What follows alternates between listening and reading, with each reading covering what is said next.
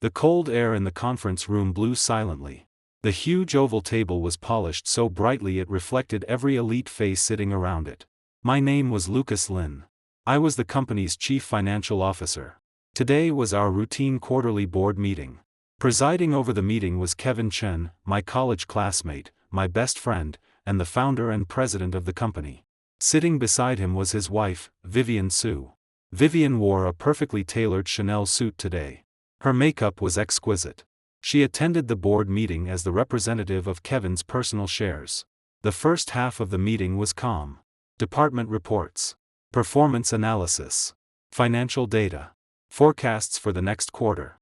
Everything moved forward smoothly. Kevin sat in the main seat, nodding occasionally, asking questions occasionally. Everything seemed under control. Until Vivian cleared her throat and opened the presentation in front of her. Good afternoon, directors and colleagues. Her voice was gentle, but carried a penetrating force that allowed no doubt. Today, I would like to introduce a brand new cooperation project. An opportunity that can bring breakthrough development to our company. On the projection screen appeared a futuristic company logo. Galaxy Tech. Then came a man's photo. The man wore a black turtleneck sweater and stood at the center of a launch event stage. His eyes were bright. His temperament was refined. I knew him. Julian Jiang. Founder of Galaxy Tech. Also Vivian Su's first love. Back in university, the two of them were the most eye-catching couple on campus. A handsome man. A beautiful woman. A perfect match. Later, Julian went abroad for further study. Vivian stayed in China for graduate school. They eventually broke up. After that, Kevin and I started our company, and Vivian stayed by Kevin's side. After graduation, she married him. These old stories were not secrets within the company's core circle. Galaxy Tech is currently one of the most cutting-edge overseas companies in the field of artificial intelligence interaction. Founder Mr. Julian Jiang is an MIT PhD. And also, Vivian paused. Her gaze swept over Kevin almost casually. An old friend of mine. Kevin's face still carried a mild smile. No emotion could be seen. This time, I hope to push forward a strategic cooperation between our company and Galaxy Tech. We will invest in Galaxy Tech and help them complete their latest funding round. At the same time, we will obtain exclusive agency rights for their newly developed Morningstar system across Asia. Vivian's voice was full of passion. Ladies and gentlemen, the Morningstar system is a revolutionary product that can change the next 10 years of human-computer interaction. Once we obtain exclusive agency rights, our company's market value can at least double. Her words were like a boulder thrown into a still lake. The directors began whispering. Some looked excited. Some thoughtful. Mrs. Su, how come we've never heard of this Galaxy Tech before? One director raised a question. It is a startup company and has not officially entered the domestic market yet. That is precisely why we have the opportunity to become the first mover. Vivian's answer was flawless. As for Galaxy Tech's technical strength, Mr. Julian Jiang has already sent me complete technical materials and a product demonstration video. She skillfully operated the computer. A futuristic video began playing. In the video, a virtual figure looked almost alive, holding smooth, deep, barrier-free conversations with users. The directors gasped in amazement. Incredible. This technology is far ahead of those so-called intelligent assistants on the market. Kevin spoke at the right time. Everyone, quiet down. He looked at Vivian. There was a complicated emotion in his eyes I had never seen before. Wan, how long have you been preparing this? For the future of the company, I am willing to devote all my energy. Vivian smiled. Her answer was smooth and perfect. To ensure this cooperation proceeds smoothly, I suggest that I personally lead a special task force responsible for contact and negotiation with Galaxy Tech. The moment she finished, a senior director, Kevin's uncle, Director Chen, immediately echoed her. I agree. Mrs. Su has courage and vision. If this project succeeds, it will be a great achievement. I agree too. Opportunity waits for no one. Seconded. For a while, voices of agreement rose throughout the conference room. Everyone's eyes were fixed on Vivian, full of praise and expectation. It was as if she had already brought enormous wealth to the company. Kevin looked around. Finally, his gaze landed on me. Lucas, what do you think? The entire conference room fell silent instantly. Everyone knew that in this company, aside from Kevin, I had the most weight. I was not only CFO. I also oversaw risk control and legal affairs. Any major investment had to pass my assessment. I slowly raised my head and met Kevin's eyes. Then I glanced at Vivian beside him. Vivian was also looking at me. There was a trace of provocation hidden in her eyes. As if she were saying, "Look. Everyone supports me. What about you?" I stayed silent for a moment. Then I spoke slowly. "I oppose it." My voice was not loud. But in the deathly quiet conference room, it sounded especially clear. Oppose? The smile on Vivian's face froze.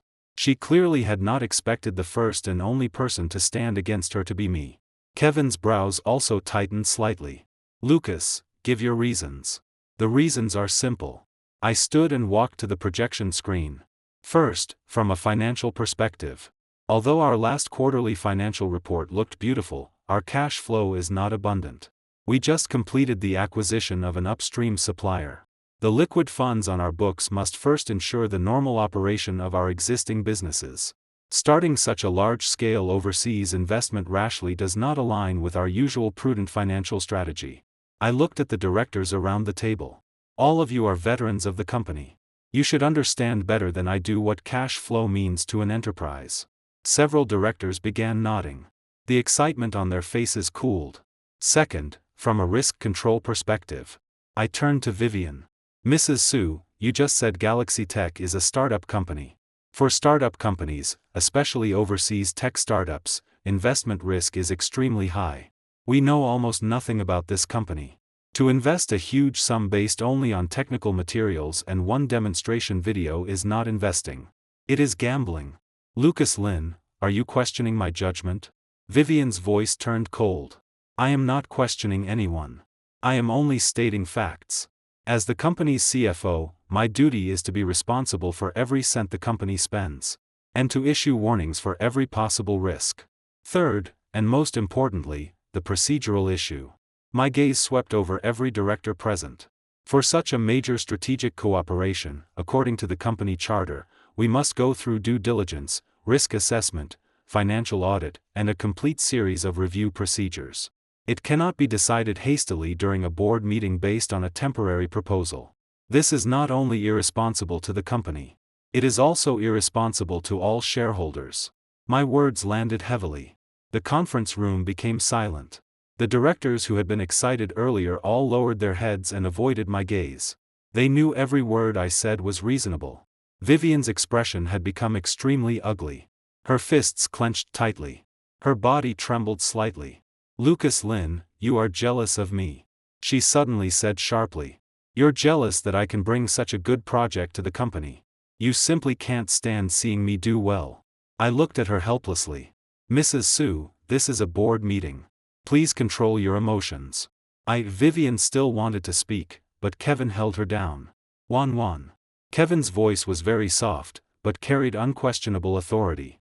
He glanced at his flushed wife, then turned to me and sighed.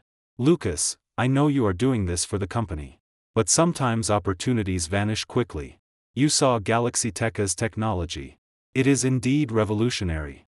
If we miss this chance because of procedural concerns, that loss may be irreversible." I looked at Kevin. This was the brother I had known for 10 years. We had built the company from a tiny office into what it was today. I had always believed there was an unspoken understanding between us. Especially in business decisions. We were always rational. Always calm. But today, in his eyes, I saw hesitation. "Kevin." I called his name, not his title. "Have you truly thought this through? Do you understand Julian Jiang? Do you understand his company? Are you going to gamble the future of the entire company on an uncertain possibility just because Vivian is your wife?" "Lucas Lin. Watch your tone." Director Chen slammed the table and stood. "How are you speaking to President Chen? Do you still understand hierarchy? This is a discussion of major company matters, not a place for you to vent personal emotions." I looked at him coldly. "Director Chen, every word I have said is based on the company's interests. If you believe that is personal emotion, then I have nothing more to say." Director Chen choked, unable to respond. Kevin waved his hand, signaling for him to sit down. "Enough. Both of you, say less." He rubbed his brow, looking tired. Lucas, I understand your concerns. Due diligence must be done. But we cannot stop moving because of that. I propose that the board agrees in principle to the cooperation intention with Galaxy Tech. The specific cooperation details will be negotiated by the special task force led by Vivian. At the same time, your side will conduct due diligence and risk assessment simultaneously. This two-track approach will save time. Once both sides have preliminary results, we will hold another board meeting for the final decision. What does everyone think? Kevin's plan sounded like a compromise. It comforted Vivian and gave me an explanation. I agree with President Chen's proposal. Director Chen was the first to speak. This is the safest way. I agree. Seconded. The directors expressed support one after another. It looked like a happy ending. But I knew it was not that simple. Kevin's decision seemed fair. In reality, he had already leaned toward Vivian. Once the intention to cooperate was established and the special task force began operating, company resources and public opinion would lean toward this project. My due diligence, no matter what the result, would become passive. It might even be considered deliberate obstruction. Vivian had clearly thought of this too. She looked at me provocatively. A victorious smile lifted the corner of her mouth. Kevin looked at me. His eyes carried a trace of pleading. Lucas, let's settle it this way. I looked at him. At the partner I once trusted most. Suddenly, I felt tired. Slowly, I withdrew my gaze and began packing the documents in front of me. Lucas? Kevin called again. I ignored him. I placed the documents into my briefcase, pulled back my chair, and stood. Under everyone's stunned gaze, I said nothing and walked toward the conference room door. Lucas Lin. Where are you going? The meeting isn't over. Kevin's voice sounded behind me. I did not turn back. I only said one sentence silently in my heart. For me, this meeting is already over. I walked out of the conference room, leaving behind a room full of stunned people. I knew my action was no different from slapping Kevin and Vivian in the face in public. It also pushed me completely to the opposite side of everyone. But I had no choice. Some bottom lines, once broken, can never be repaired. After leaving the conference room, I did not return to my office. I took the elevator directly down to the underground parking lot. The cold air helped clear my chaotic mind slightly. I got into my car, but did not start the engine. I leaned back, closed my eyes. My mind was filled with scenes from the meeting room. Vivian's smug smile. The director's flattering faces. And Kevin's troubled expression. 10 years. Kevin and I had graduated from university, carried a few tens of thousands in startup capital, rented a tiny apartment, written code day and night, and chased clients until our legs nearly broke. Back then, we ate the cheapest instant noodles and slept on the hardest folding beds. But there was fire in our hearts and light in our eyes. We believed we could build something. Vivian was there during those hardest years, staying by Kevin's side. She brought us hot meals. Helped us wash mountains of dirty clothes. When clients humiliated us, she comforted us gently. At that time, from the bottom of my heart, I felt Kevin was lucky to have a girlfriend like Vivian. After the company stabilized, they naturally got married. At the wedding, Kevin got extremely drunk. He held my hand and said again and again, Lucas, we made it. From now on, you handle the company's money. I trust you. And Wanwan, she is my life. In the future, you have to help me take care of her too. At the time, I patted my chest and promised him. Don't worry. The company has me. Your wife has you. We'll all get better and better. But people change. As the company grew bigger, Kevin became busier. Vivian resigned from her job and became a full-time wife. At first, their life was sweet. But gradually, I realized the way Vivian looked at me had changed. She was no longer that gentle, considerate girl from next door. She carried the arrogance and suspicion of a wealthy lady. She began meddling in company affairs. First, she wanted to place her relatives in the company. I blocked it. Then she wanted to use company reserve funds to invest in a beauty salon opened by her friend. I rejected it again because it did not fit the company's investment direction. After several rounds, my feud with her was formed. She often whispered in Kevin's ear, saying I held too much power and did not respect him as president. She said I relied on my senior status to exclude newcomers and create cliques. Kevin was caught in the middle. More than once, he came to talk to me. Lucas, I know you're doing this for the company. But with Wanwan, can't you let her win a little? She's a woman with no career of her own. She just wants to find something to do and prove her value. Just give me some face. Every time, I stayed silent. Let her win? How? By giving up company rules and principles? By gambling with the livelihoods of all employees? I could not. I thought Kevin would understand me. I thought more than 10 years of brotherhood between us was enough to resist these domestic trivialities. Today, I realized I was wrong. Between wife and brother, he ultimately chose the former. Or rather, he chose the easiest path, the one that required the least effort. He turned the conflict between Vivian and me into separate work responsibilities. Let us fight inside a work framework. And he could temporarily stand aside. What a clever plan. My phone vibrated, interrupting my thoughts. It was a WeChat message from Kevin. Lucas, are you still at the company? Come to my office. Let's talk. I stared at the words and did not reply. Then his call came. I hesitated, but eventually pressed silent. Right now, I did not want to say anything. I needed to be alone. I started the car and drove out of the garage. I did not know where to go. I had lived in this city for more than 10 years, yet there was not a single place where I could truly feel at ease. Home? My so-called home had long lost its warmth. 1 year ago, my wife divorced me because she could no longer tolerate my constant overtime. She said she wanted a husband who could watch movies with her and walk in the park. Not a workaholic who slept beside laptops and financial reports. I could not argue. Because she was right. I poured all my energy into the company. I thought creating a comfortable material life for her was the best form of love. But I forgot. Sometimes women do not want only that. During the divorce, I almost left with nothing. House, car, savings. I gave all of them to her. I took only my computer and a few changes of clothes. The day we came out of the civil affairs office, she said to me, Lucas Lin, you are a good person. But not a good husband. I hope one day you can live for yourself. Live for myself? I laughed bitterly. From the day I started the business, my life had been tied tightly to the company. Now, the place I had fought for 10 years to protect seemed to be abandoning me too. I drove aimlessly through the city. Outside the window, neon lights flowed like a moving painting. So prosperous. And so cold. After an unknown amount of time, I parked outside a 24-hour convenience store. I went in and bought a pack of cigarettes and a bottle of the strongest baijiu. I did not know how to drink. My tolerance was terrible. I had also quit smoking long ago. But today, I wanted to indulge just once. I twisted open the bottle and took a hard gulp. The burning liquid scorched from my throat all the way into my stomach. I coughed violently. Tears came from choking. I lit a cigarette and inhaled deeply. Nicotine instantly numbed my nerves. I leaned against the front of my car, looking at the high-rise buildings in the distance. One building was brightly lit. That was our company headquarters. I imagined Kevin and Vivian celebrating their victory at this moment.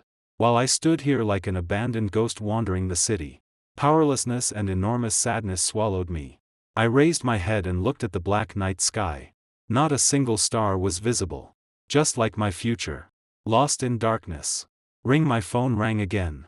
This time, it was an unfamiliar number. I instinctively wanted to hang up.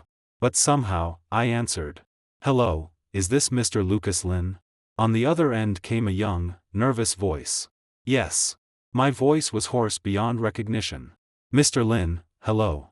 My name is Ryan Zhang. I'm a new intern in the company's risk control department. I have something I want to report to you. But I don't know whether I should say it. His voice sounded hesitant. Say it. I spat out one word. Mr. Lin, it's about Galaxy Tech. I just accidentally saw a post on an overseas tech forum. The post says Galaxy Tech's Morningstar system may have serious technical flaws. Ryan's words were like lightning, instantly cutting through my chaotic thoughts. Technical flaws? I sat up straight. What flaws? Where is the post? Send it to me. Ah, okay, Mr. Lin. Ryan was clearly startled by my suddenly serious tone. I'll send the link to your work email right away. Don't send it to email. Send it to my WeChat. I'm outside right now. It's inconvenient to use my computer. Okay, Mr. Lin. One moment. A few seconds later, I received a link. I clicked it immediately. It was a professional-looking English programmer forum. The title of the post was bold and read, "Warning, beware of Galaxy Tech's Morningstar system, a beautiful scam." My heart sank hard. I forced myself to calm down and read the entire post carefully from beginning to end. The poster used an anonymous ID and claimed to be a former Galaxy Tech employee. In the post, he exposed several fatal problems with the Morningstar system in detail. First, data fraud. The post said the demonstration video Vivian played at the board meeting had been carefully edited and post-processed. The real Morningstar system could not reach the smooth and natural interaction shown in the video at all. During complex multi-turn conversations, the system would obviously lag, lose logic, and even answer irrelevant questions. To hide these problems, Julian's team hired large numbers of humans to intervene in real time behind the scenes. In other words, the so-called artificial intelligence was actually artificial stupidity. Second, technology plagiarism. The post pointed out that Morningstar's core algorithm was not originally developed by Galaxy Tech. Instead, it was copied from the early research results of a company called Deep Blue Intelligence. Deep Blue Intelligence was an established company that had worked deeply in artificial intelligence for many years. Its technical strength was solid. Several years ago, it released an open-source algorithm model. Julian's team modified and packaged that open-source model, then claimed it was their own revolutionary innovation. Even worse, when using the open-source model, they violated the relevant license agreement. If Deep Blue Intelligence pursued legal responsibility, Galaxy Tech would face huge compensation and lawsuits. Third, financial crisis. The post revealed that Galaxy Tech's cash flow was on the verge of collapse. To maintain the company's operations and support his own luxurious lifestyle, Julian had misappropriated most of the company's R&D funds.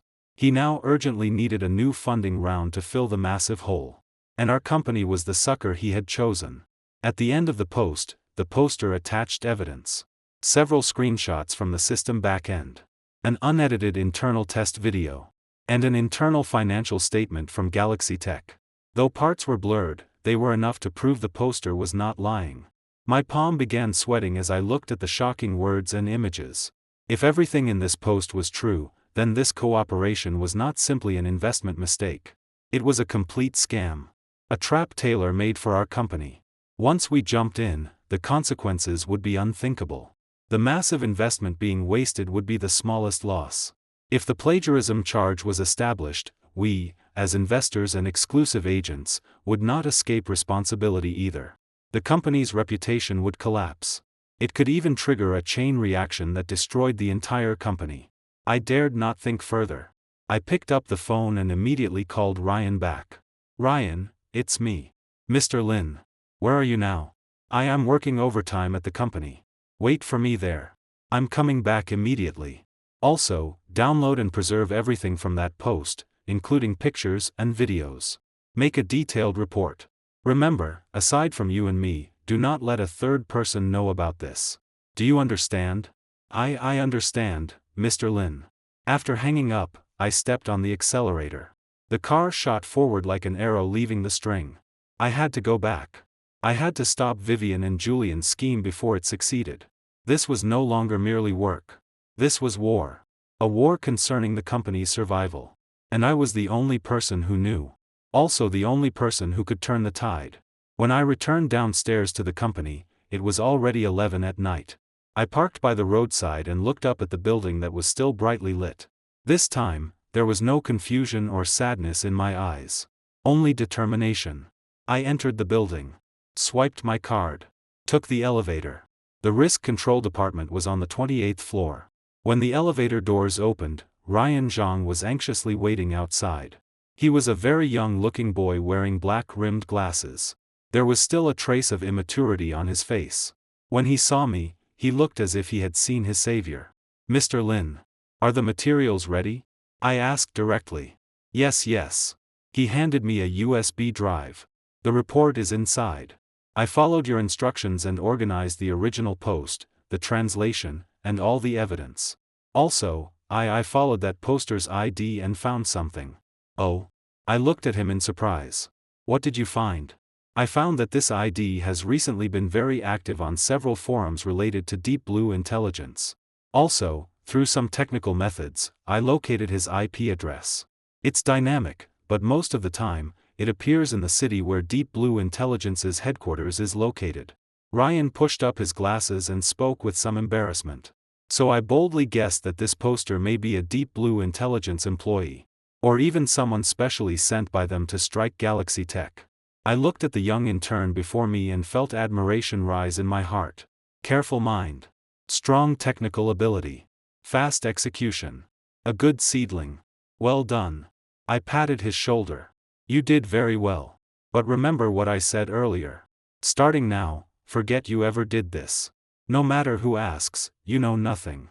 Understand? Ryan's face turned pale at once. He seemed to realize the seriousness of the matter. Mr. Lin, did something big happen? I looked at his nervous face and softened my tone. Don't worry. If the sky falls, I'll hold it up. You only need to do your own job. Now, go home and sleep. Tomorrow is another day. I held the USB drive tightly and walked toward my office. My office was on the top floor, right beside Kevin's office. When I pushed open the door, a familiar, sealed smell met me. I had not stayed here this late for a long time. I did not turn on the lights. I only walked to the huge floor-to-ceiling window.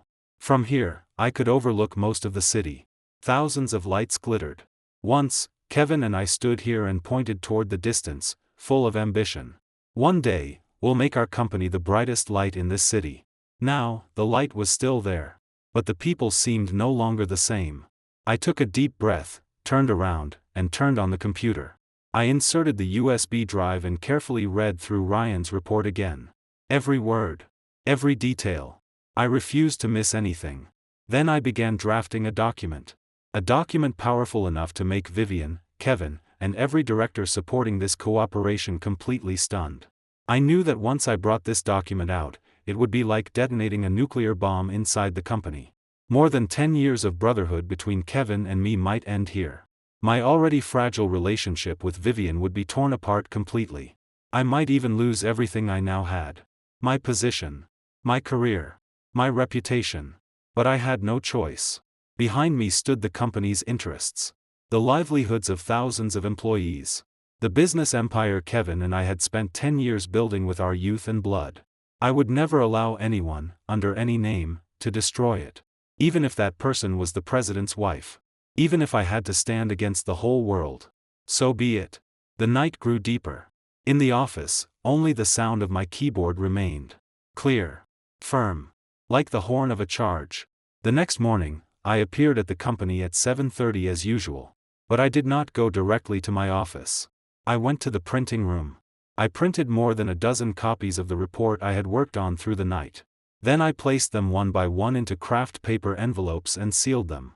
Only after finishing everything did I return to my office. I brewed a cup of strong coffee, sat at my desk, and quietly waited. I knew the storm was coming soon. At 9 sharp, someone knocked on my office door. Come in. The door opened. Kevin's secretary, Lisa, walked in. Good morning, Mr. Lin. There was a professional smile on her face. But in her eyes, I saw unease and avoidance. President Chen would like you to come over. He said there are some details regarding the Galaxy Tech project he wants to discuss with you. Fine. I nodded and stood. I'll go now. I picked up one craft paper envelope from my desk and followed Lisa toward the president's office. Along the way, I met many colleagues. When they saw me, they all stopped and greeted me respectfully. Mr. Lin. But I could feel that the way they looked at me was different from before. More awe. More distance. Even a little schadenfreude. It seemed that news of me walking out of the board meeting yesterday had spread through the entire company. In their eyes, I, the reckless CFO who dared challenge the boss's wife in public, probably did not have many good days left. I did not care. I pushed open the president's office door. Kevin was sitting in his large chair, lowering his head to read a document. Vivian sat on the sofa beside him, leisurely drinking coffee. When she saw me come in, she set down the cup. A faint sneer curved her lips. Lucas, you're here. Kevin looked up, removed his glasses, and rubbed his brow. His face looked haggard. His eyes were sunken and filled with red veins. Apparently, he had not slept well either. Sit. He pointed to the chair across from him. I did not sit. I walked straight to his desk and gently placed the craft envelope on it. What is this? Kevin asked, confused. Open it and you'll know. My tone was calm. Kevin glanced at me, then picked up the envelope and tore it open. He pulled out the thick report inside. When he saw the bold title on the first page, his pupils shrank violently. Preliminary Investigation Report on Galaxy Tech's Suspected Technical Fraud, Financial Falsification, and Intellectual Property Infringement. He read the title word by word. His voice was full of disbelief. Lucas, what is this supposed to mean? Vivian, sitting on the sofa, also heard the title.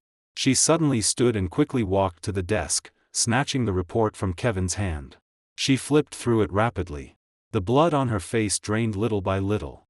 Finally, she turned pale as paper. Impossible, this is absolutely impossible. She screamed like a cat whose tail had been stepped on. This is slander. Defamation. Lucas Lynn, you are so vicious. To stop me, you fabricated this kind of thing to frame Julian. She waved the report and tried to rush over to claw at me. Kevin grabbed her. Juan. Calm down. How can I calm down? Kevin, look at what he has done. He is destroying the company's future. He is not only destroying my project. He is destroying Jiang, destroying a promising partner. I looked at her coldly. Mrs. Su, you can eat nonsense, but you cannot speak nonsense. You say I fabricated this. You say I defamed him. Where is your evidence? Every word and every data point in this report can withstand scrutiny. Black and white. Hard evidence. On the other hand, as the initiator and person responsible for this project, did you not even perform the most basic background investigation before pushing it forward? Or did you already know these problems and choose to hide them? Vivian was rendered speechless. Her lips trembled, unable to form a complete sentence. I didn't know, I really didn't know it was like this. Kevin's face had become so dark it seemed to drip water. He took the report back from Vivian and read it again. This time, he read very carefully. His hands trembled slightly. The office fell into deathly silence. Only Vivian's suppressed sobs remained. After a long time, Kevin slowly raised his head. He looked at me. His eyes were filled with shock, anger, fear, and a trace of guilt. Lucas, the contents of this report, are they all true? His voice was dry and hoarse. I guarantee it with my career and my character. Every word is true. I looked directly into his eyes without retreating. Kevin closed his eyes and collapsed backward into his chair. His expression made him look as if he had aged 10 years in an instant. How could this happen? How could this happen? He murmured. Julian, how dare he? Vivian trembled when she heard Julian's name. She lifted her tearful eyes to Kevin. Kevin, believe me. I really didn't know, I just wanted to do something for the company. I just wanted to prove to you that I'm not just a useless ornament who only spends money, she cried beautifully. Pitiful enough to soften any man's heart. But not mine. Mrs. Su, is saying this now meaningful? I spoke coldly. Because you wanted to prove yourself, the company almost fell into an abyss. Did you consider the consequences? If I had not discovered the problem in time, the company's funds might already have been transferred to Galaxy Tech.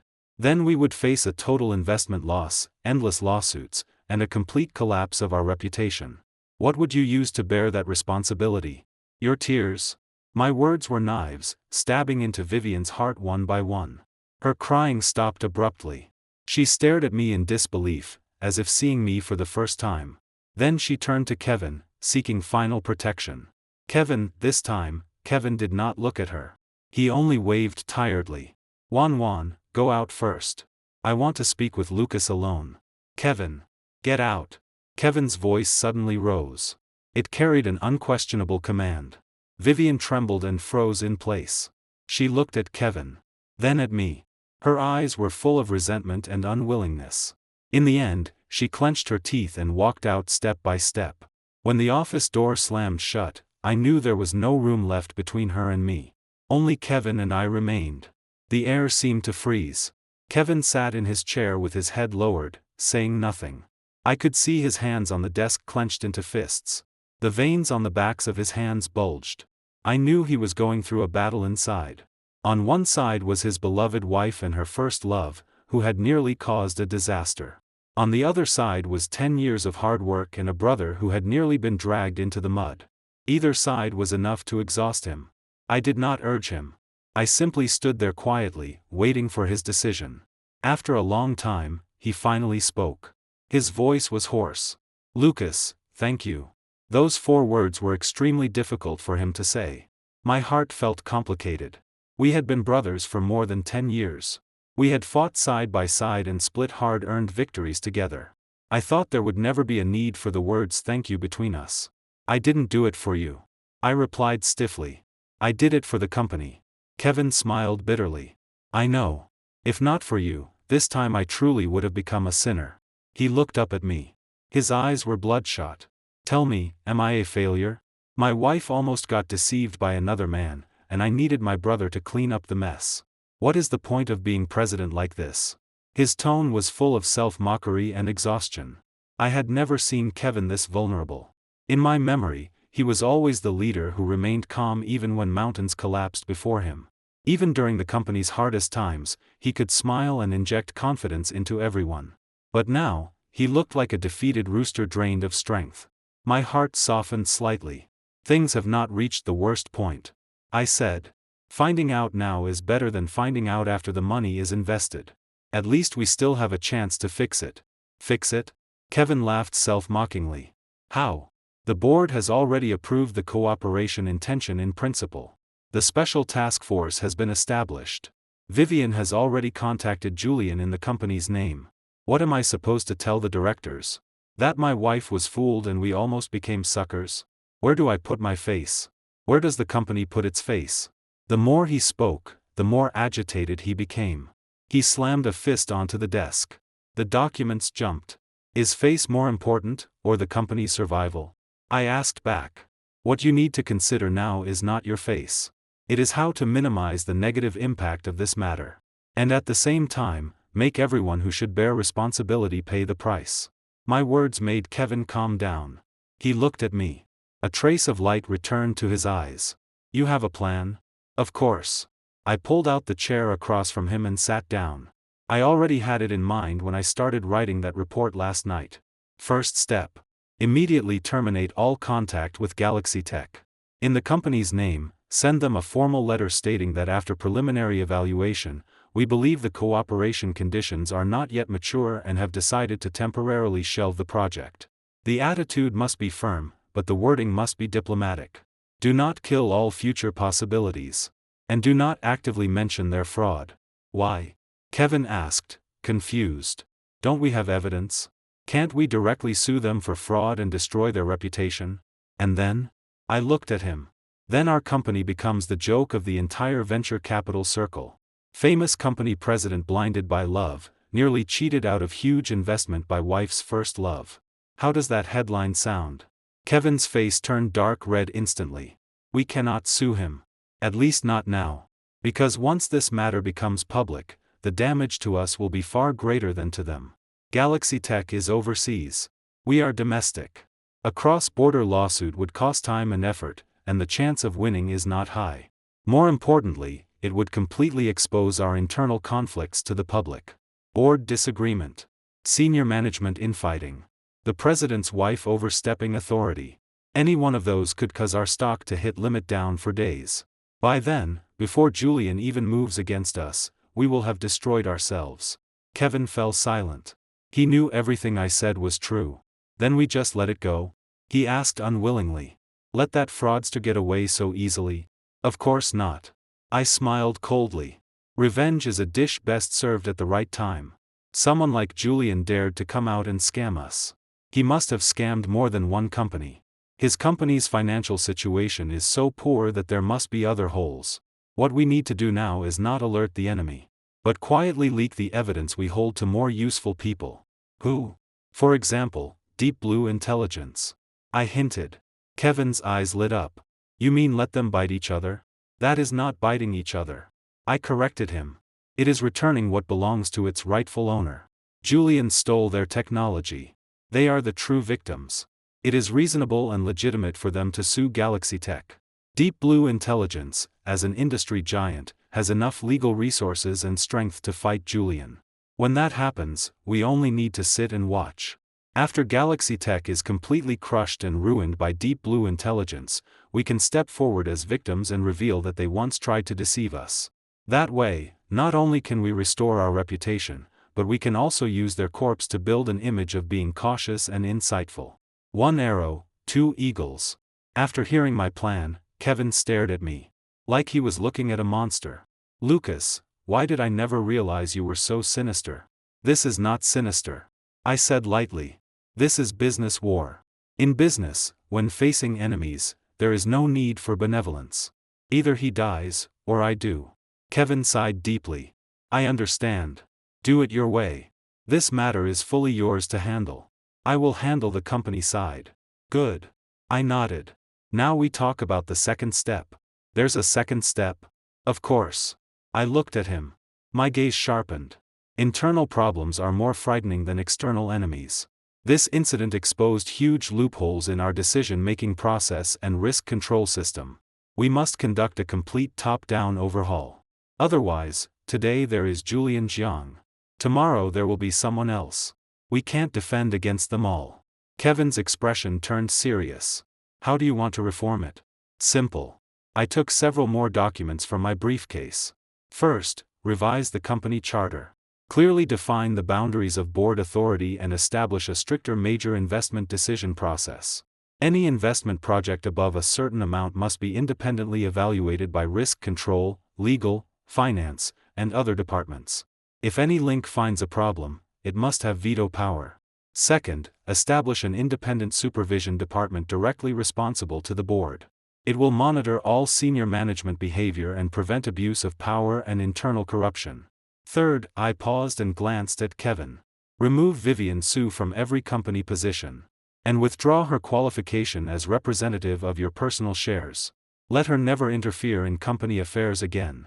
The moment I finished, the temperature in the office seemed to drop to freezing. Kevin suddenly raised his head and stared at me in disbelief. Lucas Lin, do you know what you're saying? I know exactly. I met his eyes. One word at a time. Vivian Su must leave the company. That is the root of solving the problem. It is for your good. And the company's good. You bastard. Kevin suddenly erupted. He grabbed the ashtray on the desk and hurled it at me. I did not dodge. The heavy glass ashtray brushed past my cheek and smashed into the wall behind me with a loud crash. It fell to the floor and shattered into crystal-like fragments. A burning pain spread across my cheek. I touched it. Blood. What right do you have? Kevin pointed at my nose, shaking all over. What right do you have to treat Wan like this? She is my wife. She is the legitimate wife of this company's president. Do you know how much she sacrificed for this company? Back when we started the business, who silently supported us from behind? Who took out all her savings when we were at our hardest? It was her. Su Wan. Now that the company is doing well, you want to kick her out? Lucas Lin, is your heart made of stone? He roared hoarsely like an enraged lion. I quietly watched him without speaking. Only after he was tired, gasping heavily, did I slowly open my mouth. Are you done? My voice was calm, without a ripple. If you are, then it is my turn. I took a handkerchief from my pocket and gently wiped the blood from my cheek. First, you remembered wrong. Our startup capital came from my parents. I borrowed 200,000 yuan from them. Vivian contributed 5,000 yuan she saved from part-time jobs. In the second month after the company was founded, I returned that money to her with interest. So her kindness to the company is not as large as you imagine. Kevin's face instantly turned pale. Second, you say she silently supported us. I do not deny that during the early startup period, she did help us a lot. But that cannot become capital for her current arrogance and recklessness. Merit is merit. Mistake is mistake. They cannot be mixed. This mistake she made is enough to offset all her past contributions. Third, and most importantly, I stood and walked before him, looking down. She is your wife. That is true. But the company is not your family shop. This company has thousands of employees behind it. Thousands of families. And countless shareholders. Every one of us must be responsible for our actions. Especially you, Kevin Chen. As the company's highest leader, you should distinguish public from private more clearly than anyone. If you cannot even do that, you do not deserve to sit in that position." Every word was a hammer smashing into Kevin's heart. His body swayed. He collapsed back into his chair. He looked at me, eyes full of pain and struggle. "Lucas, do you have to force me like this? We are brothers, precisely because we are brothers, I have to say this to you." I sighed, my tone softening. "Kevin, wake up. Vivian is no longer the pure and kind girl from back then. Years of superior living have made her lose herself. Her vanity, jealousy, and desire for control are dragging her, and you, toward the abyss step by step. This time it was Julian Jiang. What about next time? If she meets another childhood sweetheart, another soul mate, will you once again gamble the company's future to pay for her stupidity?" Kevin opened his mouth, but could not say a word. Because he knew I was right. "Give her a lesson," I said. "Let her leave this world of fame and profit. Return to the family. Calm down. It is good for her. Good for you. And good for the company. If you still want to protect your family and your company." Kevin closed his eyes. His face showed extreme pain. I knew my words had touched the deepest wound in his heart. A man's greatest failure is losing control of both career and family. And now, both were placed before him. He had to make a choice. The office fell into a long silence again. This silence was more oppressive than ever. After a long time, Kevin reopened his eyes. The anger and struggle were gone. Only dead gray calm remained. "Fine." He forced out one word. "I agree. But give me some time. I need to think about how to tell her." "Fine." I nodded. "I'll give you 3 days. In 3 days, I want to see the related appointment and dismissal notice on the company intranet. If I don't," I paused and looked at him. "Then this report, along with other things I hold, will appear in the inboxes of the supervisory board and every director. You know what will happen then better than I do." This was my final ultimatum. And the last dignity I could give him. Kevin's body shook violently. He looked up at me in disbelief. "Lucas, you are threatening me?" "I'm not threatening you," I replied calmly. "I'm helping you.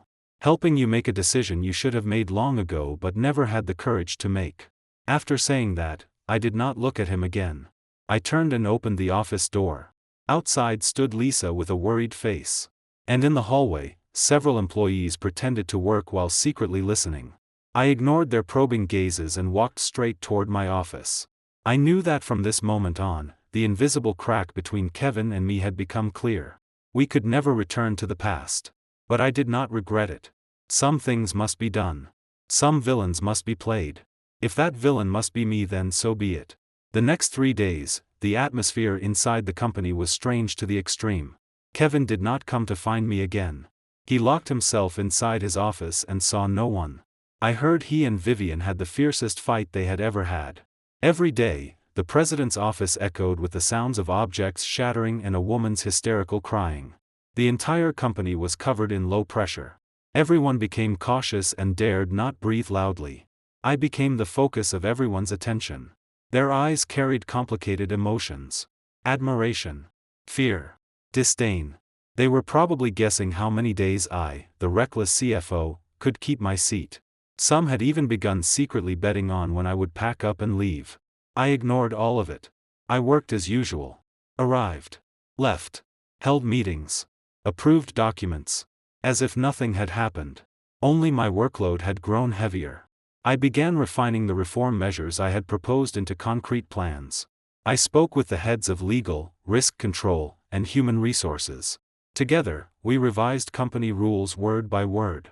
I wanted to establish a modern corporate governance system that could operate and correct itself automatically even without me and Kevin. I wanted to put power inside a cage of rules. The process was difficult. I encountered unprecedented resistance. Those old hands who were used to reading faces and exploiting loopholes obeyed publicly while resisting privately. The relatives Vivian had inserted into the company hated me to the bone. They joined together to trip me. They openly opposed me in meetings. Behind my back, they spread rumors. They said I was ambitious and wanted to hollow out the president and replace him. They said I had a personal grudge against Vivian and was using public power for revenge. There were even uglier rumors. That I had loved Vivian for years and hated her because I could not have her. These rumors spread through the company like a virus. I became, in everyone's eyes, the ruthless and scheming traitor. Even several juniors I had personally trained began avoiding my gaze.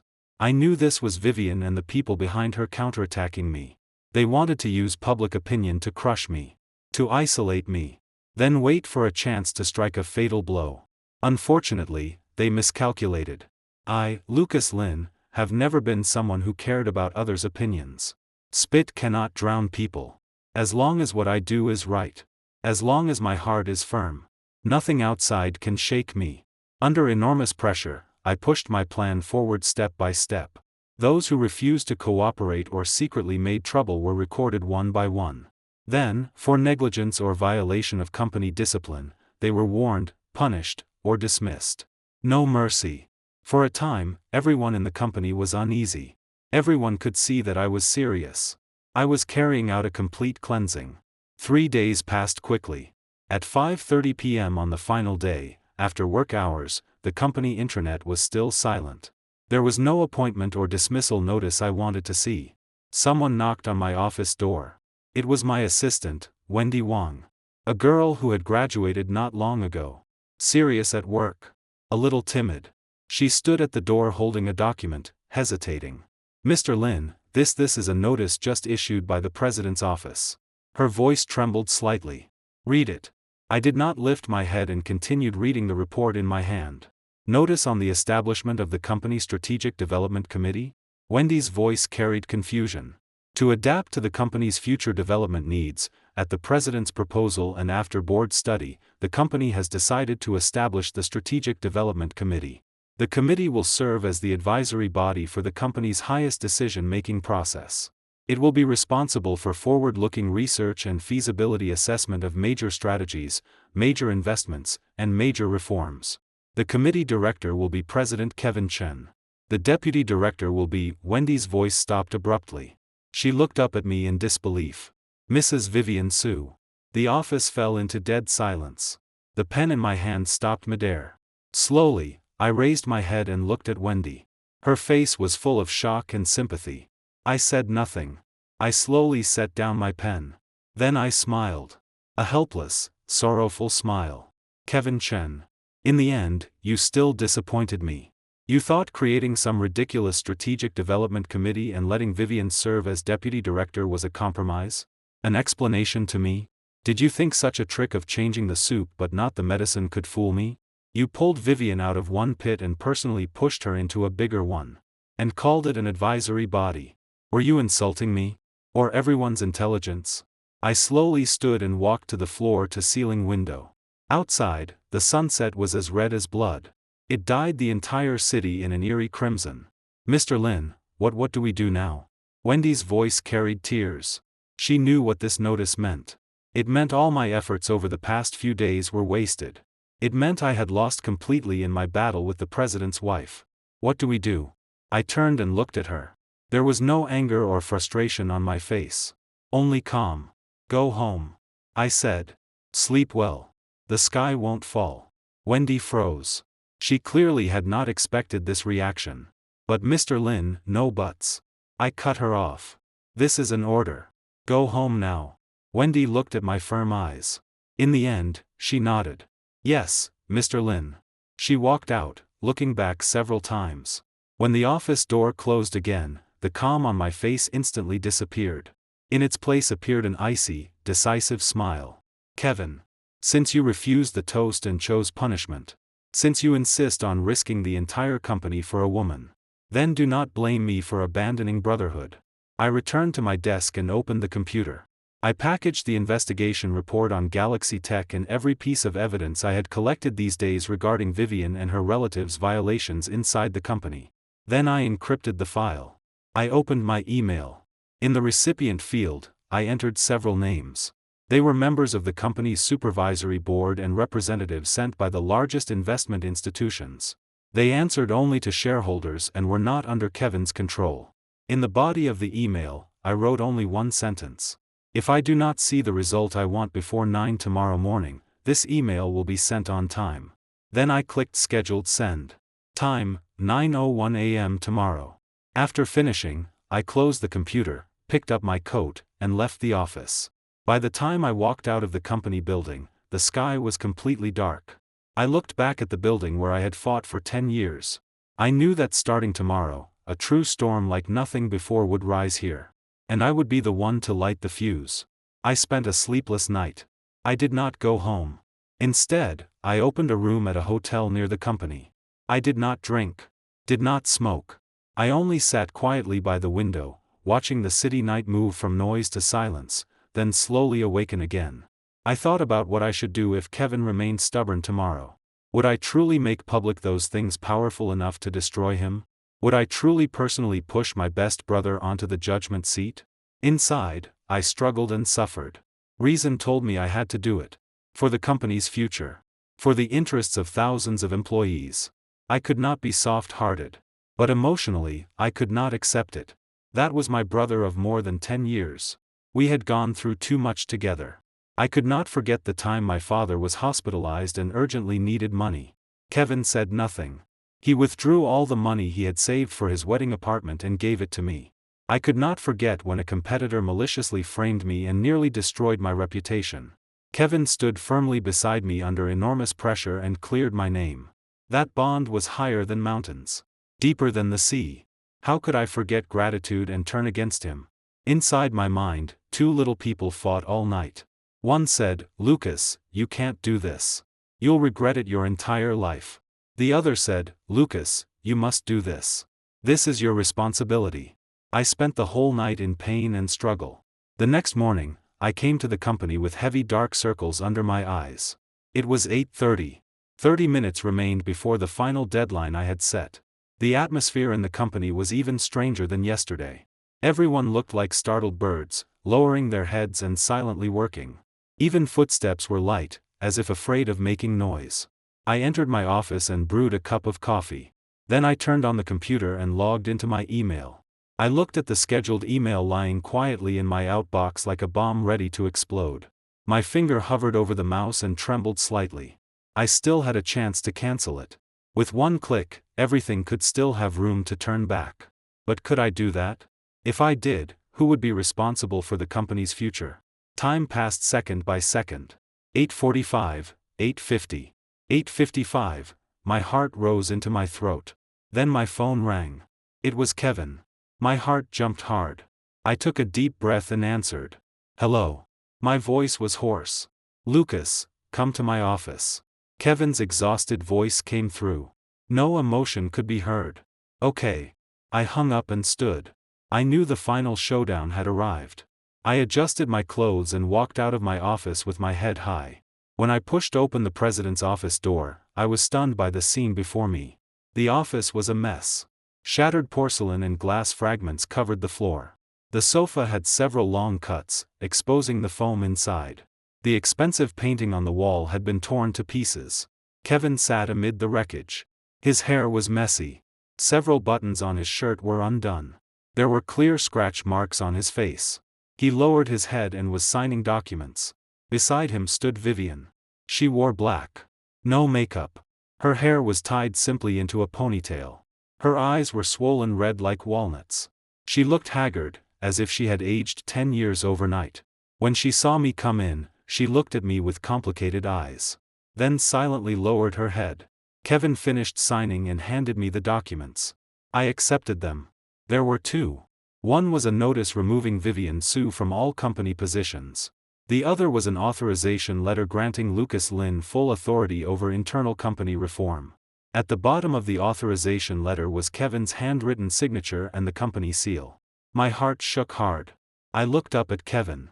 This is what you wanted, isn't it?" Kevin looked at me. The smile at the corner of his mouth was uglier than crying. "Now, are you satisfied?" Looking at the scratches on his face and the exhaustion in his eyes, I could not say a single word of blame. I placed the documents on the desk. "Kevin, I wanted to say something, but did not know where to begin. Sorry. Thank you." Neither seemed right. "You don't need to say anything. I understand." Kevin waved, interrupting me. "I'm the one who wronged you. And I wronged the company. These years, I indulged her too much." He glanced at Vivian. His eyes carried disappointment and pain. I thought that if I gave her the best life, she would be satisfied. I thought letting her enter the company was just giving her something to do. But I was wrong. I underestimated her ambition. And overestimated my control. Only when you sent me the screenshot of that email yesterday did I truly realize how serious things had become. If not for you, I cannot imagine what the company would become. So, Lucas, the one who should say thank you is me. He stood and bowed deeply to me. I quickly stepped forward and helped him up. Kevin, what are you doing? We are brothers. Yes. We are brothers. Kevin lifted his head. His eyes were red. That is exactly why I cannot let you carry everything alone. Starting today, do whatever you need to do with the company. If anyone refuses to cooperate, tell me directly. I will support you. As for me, he paused and glanced at Vivian.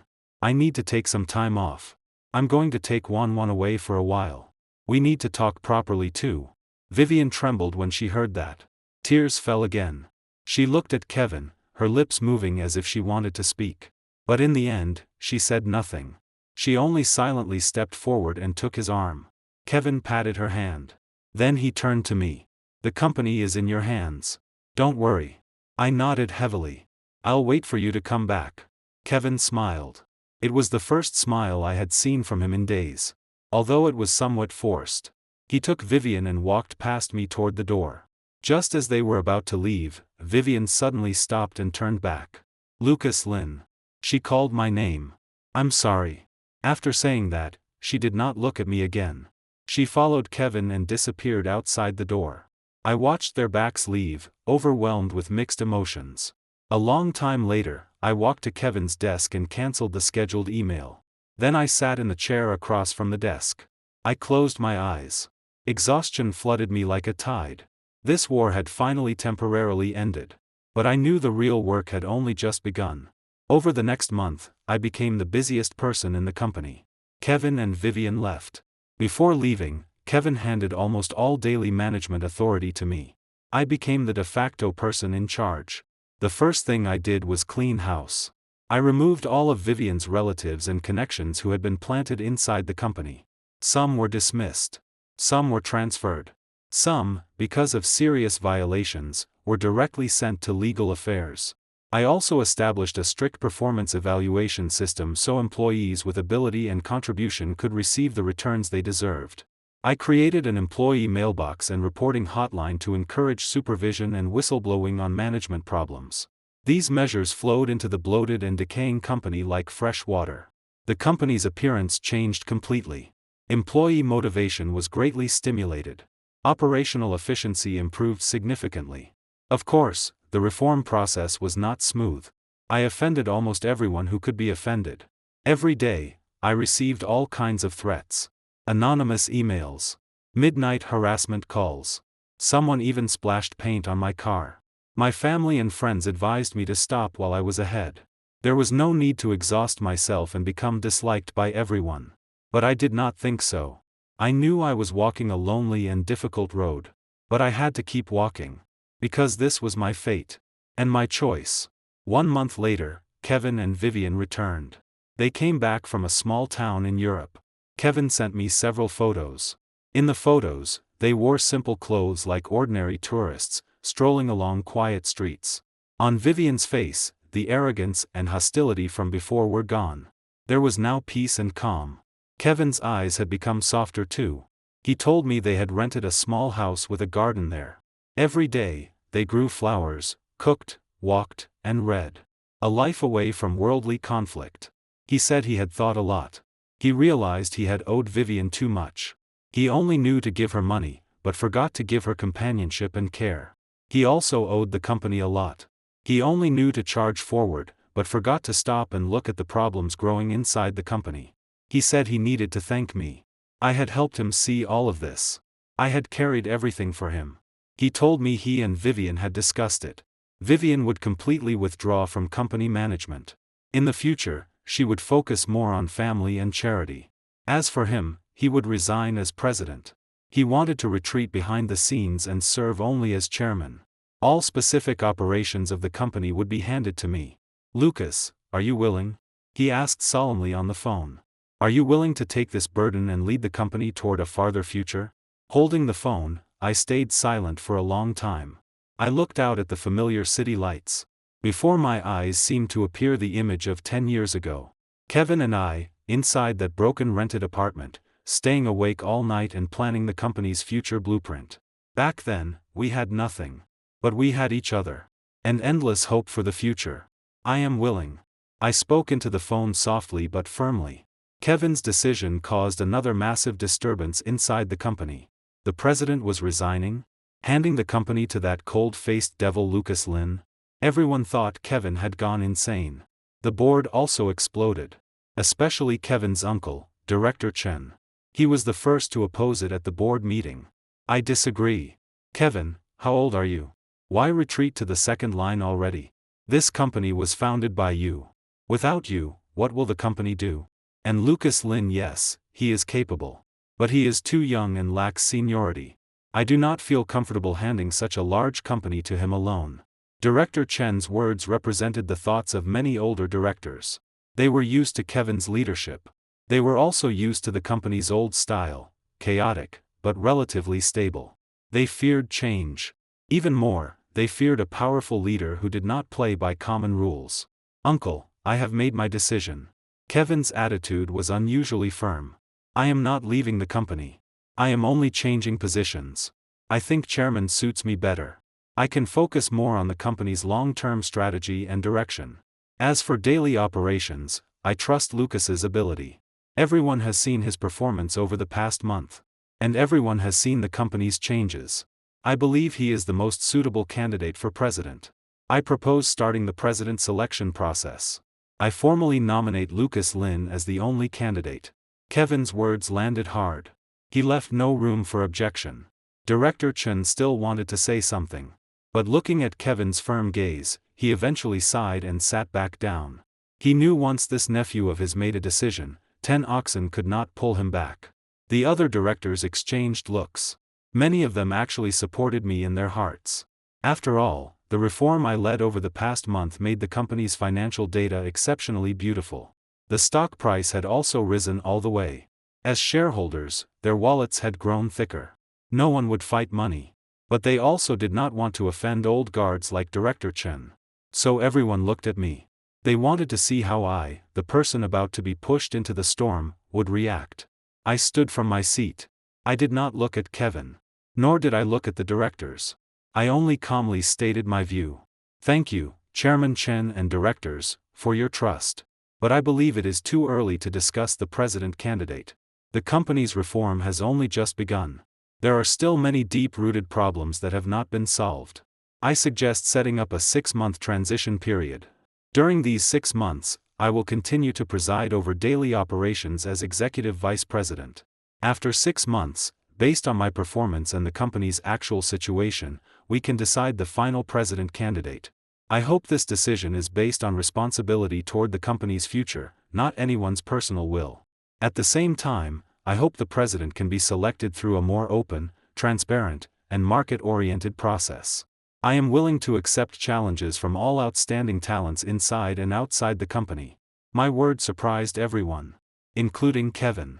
He probably had not expected me to reject such a huge temptation already placed before me.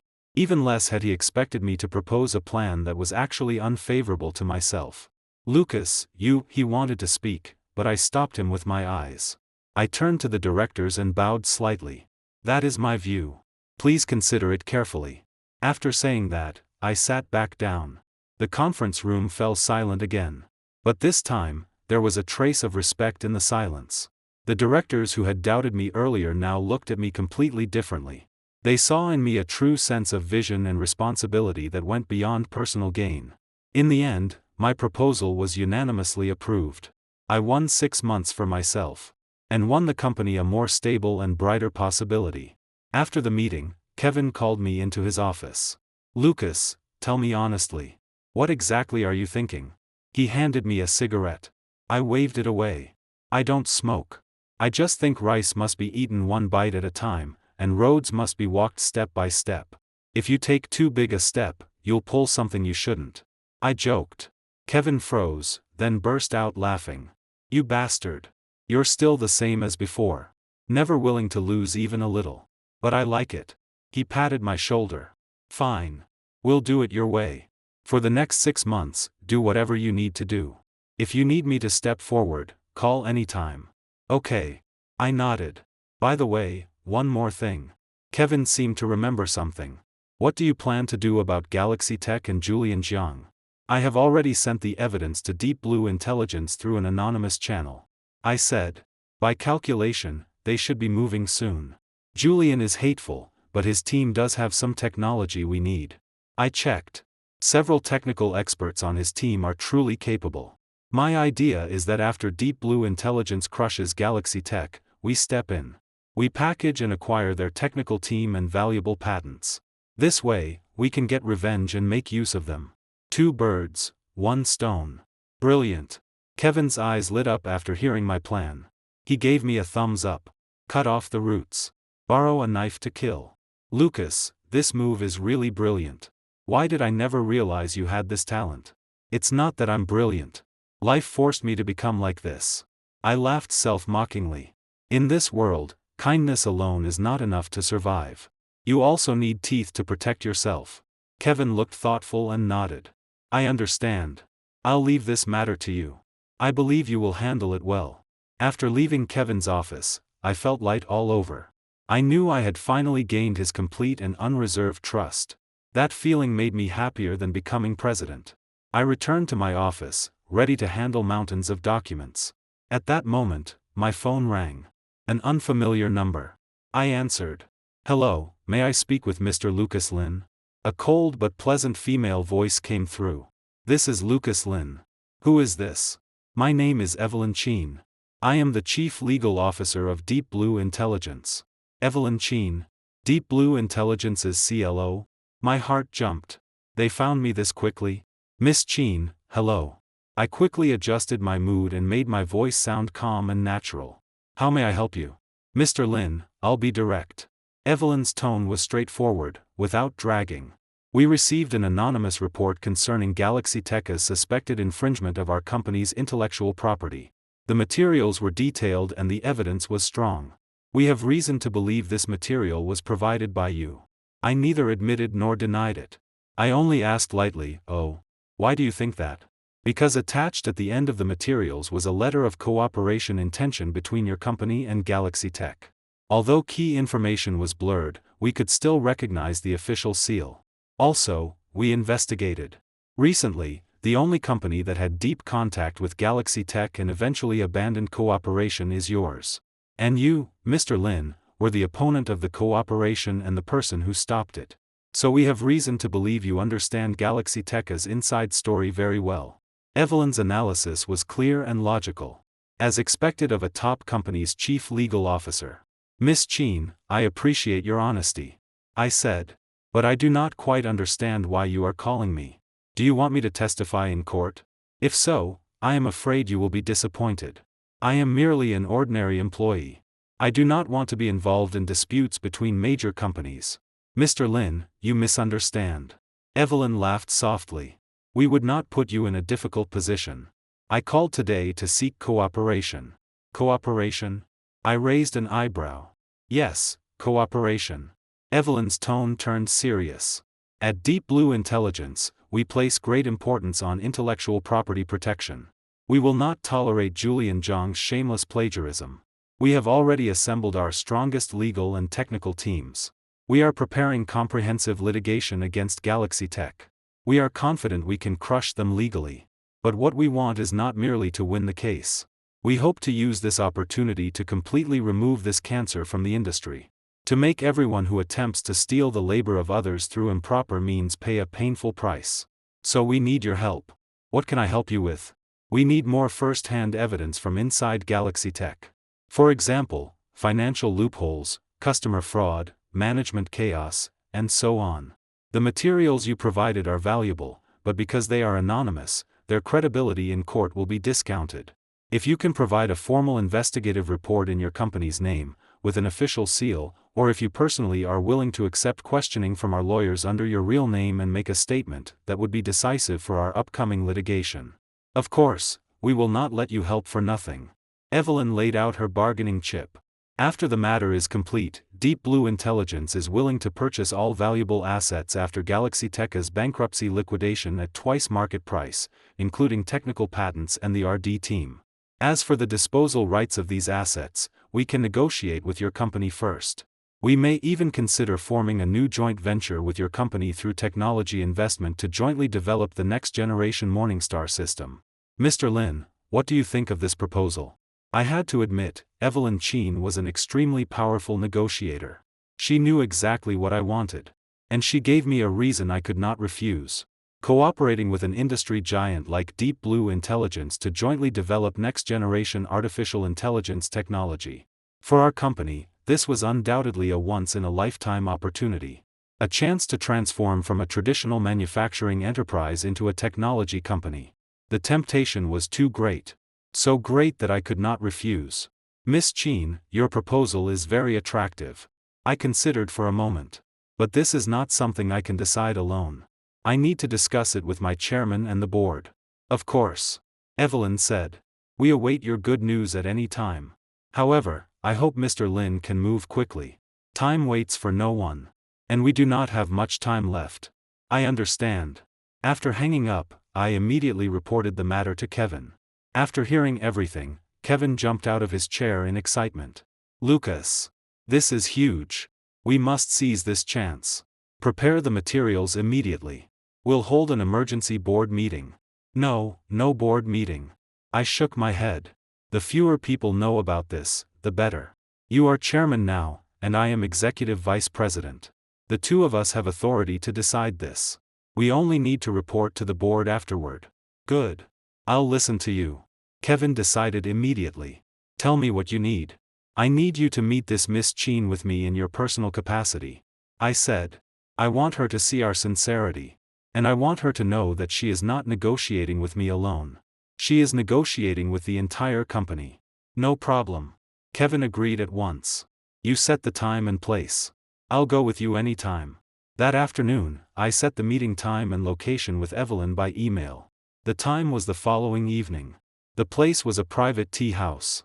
I had a feeling this meeting would determine our company's fate for the next 10 years. It would also open a new era. The next evening, Kevin and I arrived at the tea house half an hour early. It was located in a quiet alley, antique and elegant. We booked the innermost private room. A faint scent of sandalwood burned inside, calming the mind. Kevin looked nervous. He kept adjusting his tie and drinking tea. Lucas, what kind of person do you think this Evelyn Cheen is? Will she be difficult to deal with? I don't know. I shook my head. But judging from the phone call, she is probably extremely sharp and capable. When dealing with this kind of person, we must stay fully alert. Kevin nodded. Don't worry. Tonight, I'll follow your lead. I'll say whatever you tell me to say. I'll do whatever you tell me to do. I smiled. It's not that serious. Just maintain your chairman aura as usual. Remember, we are not here to beg. We are here to negotiate an equal and mutually beneficial cooperation. We have something she needs. She has something we want. This is a game. Whoever loses composure first loses. Good. I understand. Kevin took a deep breath and straightened. At exactly 7, the private room door opened. A woman in a professional suit walked in. Behind her followed a male assistant carrying a briefcase. The woman looked around 30. Her long hair was pinned up. Her makeup was refined. Her features were not breathtaking individually, but together they formed a distinctive temperament. Especially her eyes. Bright and sharp. As if they could see through people's hearts. Chairman Chen, Mr. Lin, I apologize for making you wait. She smiled and extended her hand. I'm Evelyn Cheen. Miss Cheen, hello. Kevin stood and shook her hand. I've heard much about you. I also stood and shook her hand briefly. Her hand was a little cold, but strong. Please sit. We took our seats. Evelyn's assistant poured tea for us, then stood quietly behind her. Chairman Chen, Mr. Lin, I know both of you are busy and your time is precious. Evelyn went straight to the point. So let's not circle around. Mr. Lin should have already told you about the cooperation. I wonder what Chairman Chen thinks. She threw the question directly to Kevin. Clearly, she wanted to test who truly made decisions on our side. Kevin glanced at me. I made a please gesture. Kevin understood and cleared his throat. Miss Cheen, first, on behalf of our company, I thank your company for trusting us. We are honored to cooperate with an industry leader like Deep Blue Intelligence. For this cooperation, our principle is openness, honesty, mutual benefit, and win-win development. We are willing to provide your company with all evidence and materials we hold regarding Galaxy Tech, and fully cooperate with your company in the following legal action. We have only one request. Kevin paused and looked at Evelyn. We hope that after your company successfully acquires Galaxy Tech as assets, you can prioritize transferring their technical team and core patents to us. As for the transfer price, we can use market price as reference, and even add 20% above market price. Kevin's words were dignified and grounded. They expressed sincerity while defining our bottom line. I secretly gave him a thumbs up. It seemed he had not become chairman for nothing. After hearing him, Evelyn did not answer immediately. She picked up her teacup and took a small sip. Then she looked at me. Mr. Lin, is this your meaning too? She threw the question back to me. This woman was indeed not simple. She was forcing me to take a position. Also testing whether Kevin and I had disagreements. I smiled. Miss Cheen, what our chairman said is my meaning. And the meaning of our company. Before coming here, we reached a consensus. Sitting here today are not Kevin Chen and Lucas Lin. We are our company's chairman and executive vice president. We represent the company's highest will. My meaning was clear. We are one unit. Do not waste your effort trying to divide us. Evelyn narrowed her eyes slightly. She probably had not expected my attitude to be so firm. Good. She nodded. In that case, I will be direct. We can accept Chairman Chen's condition in principle. However, we have an additional condition. What condition? Kevin asked. We hope your company can send someone to join our litigation team. Evelyn said. As the liaison between our two companies and special consultant for this lawsuit. This person must understand Galaxy Tech's situation thoroughly. Must possess extremely high professional ability in finance and law. Most importantly, this person must be jointly trusted by both sides. As she spoke, her gaze landed on me again. We believe Mr. Lin is the most suitable person. Let me join their litigation team. As a special consultant? Evelyn's proposal completely exceeded my expectations. I instinctively looked at Kevin. Surprise also appeared on Kevin's face. Miss Cheen, what do you mean? Kevin frowned. You want our vice president to serve as your consultant? That seems inappropriate. Chairman Chen, please don't misunderstand. Evelyn explained with a smile. We are not trying to poach your people. We only believe Mr. Lin's participation can make communication between us smoother. And make this lawsuit more certain. After all, Mr. Lin was the first person to discover Galaxy Tech's problem. He understands the entire incident better than any of us. We deeply admire his professional ability. We believe that with his help, we can nail Julian Jiang completely to the pillar of legal shame. Her words sounded beautiful. As if everything was for our good. But I knew it was not that simple. There had to be another purpose behind her wanting me to join her team. Miss Cheen, we appreciate your kindness. I spoke. But I'm afraid I cannot agree. Why? Evelyn asked. Mr. Lin, are you worried we will steal your company's trade secrets? Or do you not trust us? Neither. I shook my head. I simply think my identity is unsuitable. I am now the company's executive vice president, responsible for overall operations. I still have a mountain of work to handle. I truly cannot spare that much time and energy to participate in your litigation.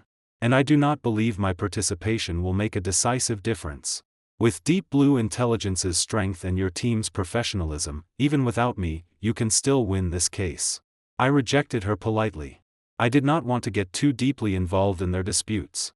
My duty was managing our company, not becoming someone else's weapon. Evelyn seemed to have expected me to say this. Calmly, she took a file bag from her assistant.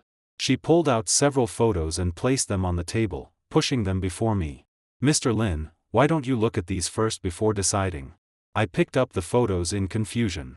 In the photos were two men. One was Julian Jiang. The other was someone I did not expect. Director Chen.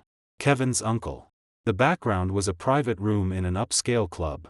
Julian and Director Chen were drinking and talking happily. Their relationship looked clearly unusual. My heart sank. When were these photos taken? I asked in a low voice. 3 days ago. Evelyn replied. That is, after your company decided to terminate cooperation with Galaxy Tech. According to our investigation, Director Chen took the initiative to meet Julian. They talked for a long time that day. We do not know the exact content. But yesterday, our informant inside Galaxy Tech sent us a message. Julian is frantically selling the Galaxy Tech shares he holds through various channels. He also contacted several capable domestic manufacturing enterprises, trying to sell them the agency rights for the Morningstar system. Among those enterprises, several are your company's main competitors. Evelyn's words exploded in my mind like a bomb. I understood instantly. Director Chen, that old fox. Publicly, at the board meeting, he had opposed cooperation with Galaxy Tech. Privately, he had secretly colluded with Julian. He must have wanted to buy Galaxy Tech shares cheaply while Julian was desperate to cash out. Then sell the Morningstar system to our competitors. That way, he could make a fortune. And create a powerful enemy for our company. One stone, two birds. What a vicious scheme.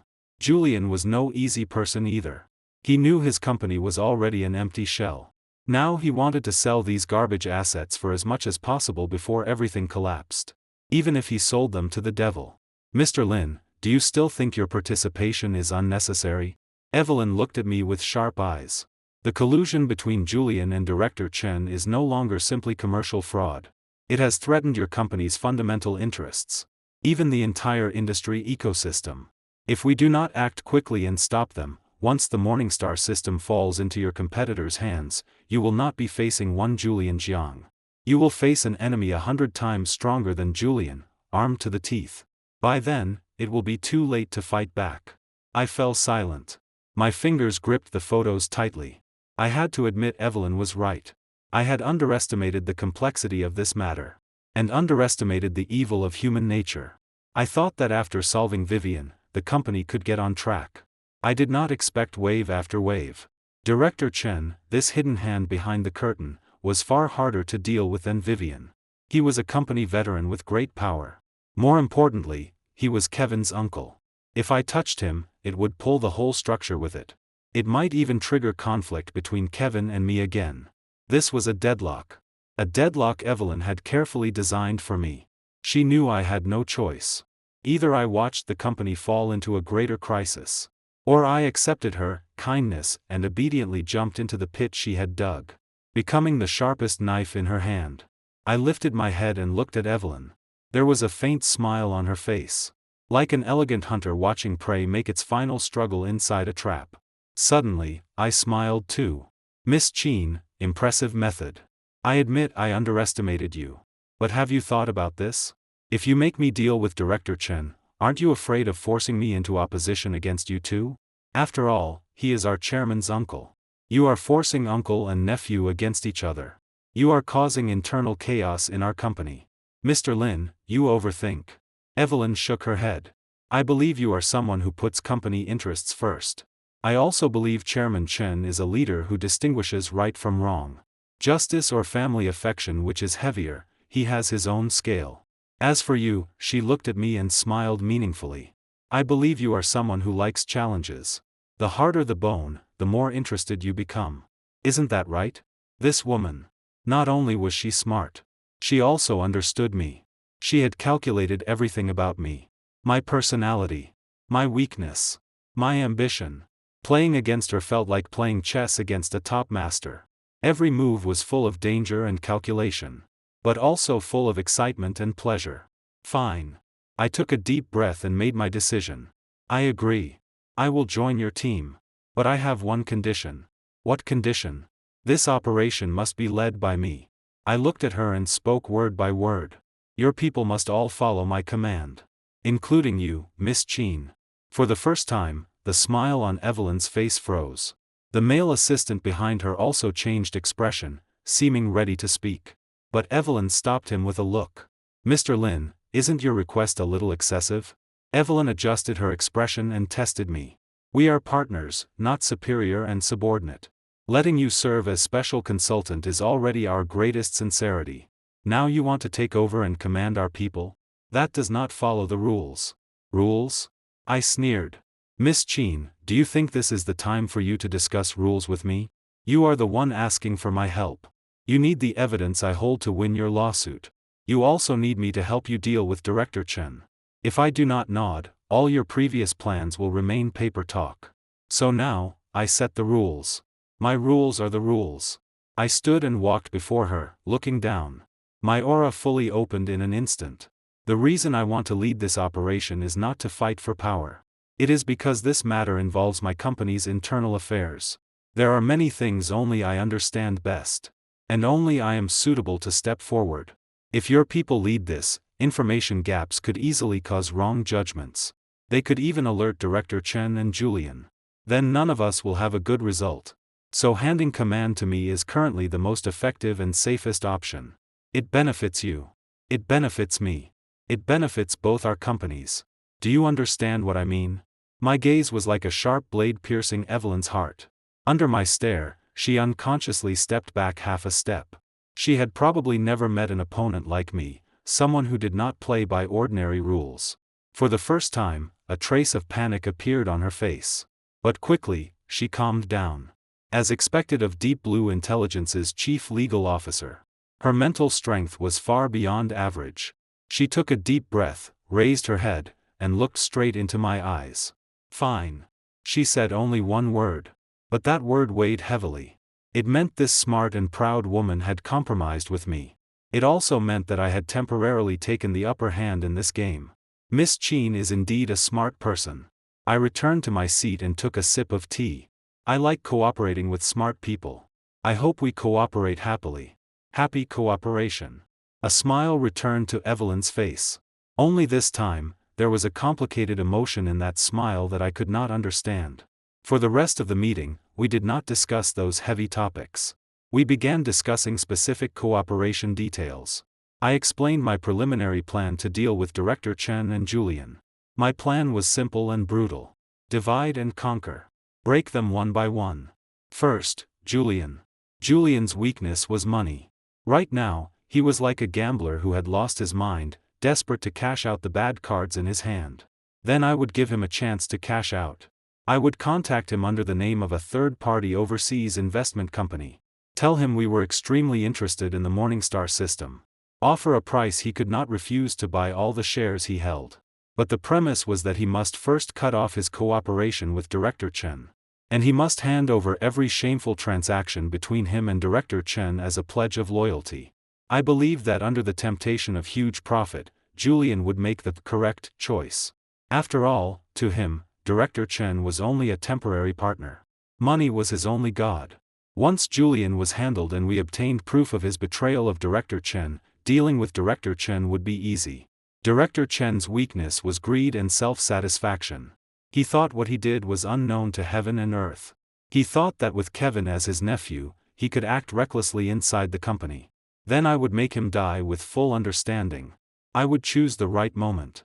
For example, the next board meeting. In front of all directors, I would expose everything between him and Julian. Including evidence that he tried to sell company interests, collude with outsiders, and hand ammunition to our competitors. At that time, with witnesses and physical evidence, I wanted to see what he could say. Even if Kevin wanted to protect him, he could not. Before the company's interests and the pressure of all shareholders, family affection would appear weak. After hearing my plan, Evelyn and Kevin were silent. They looked at me like they were looking at a demon. Lucas, isn't this plan too ruthless? Kevin swallowed and spoke with difficulty. He is my uncle after all, the marketplace is a battlefield. I interrupted coldly. To be soft-hearted to enemies is to be cruel to yourself. Since he dared betray the company and betray you, he should have imagined this ending. If you still think of uncle-nephew affection now, don't regret it when he puts the knife against your neck. Kevin stopped speaking. He knew I was right. I have no objection. Evelyn spoke. Her voice was slightly dry. We at Deep Blue Intelligence will fully cooperate with your operation. Tell us whatever you need. Good. I nodded. I need you to help me find a reliable overseas shell company. And prepare sufficient funds. This show must look real. No problem. Evelyn agreed immediately. These are small matters. Within 3 days, I guarantee everything will be ready. Good. I stood. That is all for today. I will communicate specific action details through email. Remember, from now on, all contact between us must go through encrypted channels. I do not want any unnecessary complications. Understood. Evelyn and Kevin also stood. The four of us stood inside the private room for a long time. No one spoke. But we all knew that from this moment, a huge conspiracy targeting Julian Jiang and Director Chen had quietly begun. And I was the director of that conspiracy. Over the following days, I entered a state of intense preparation.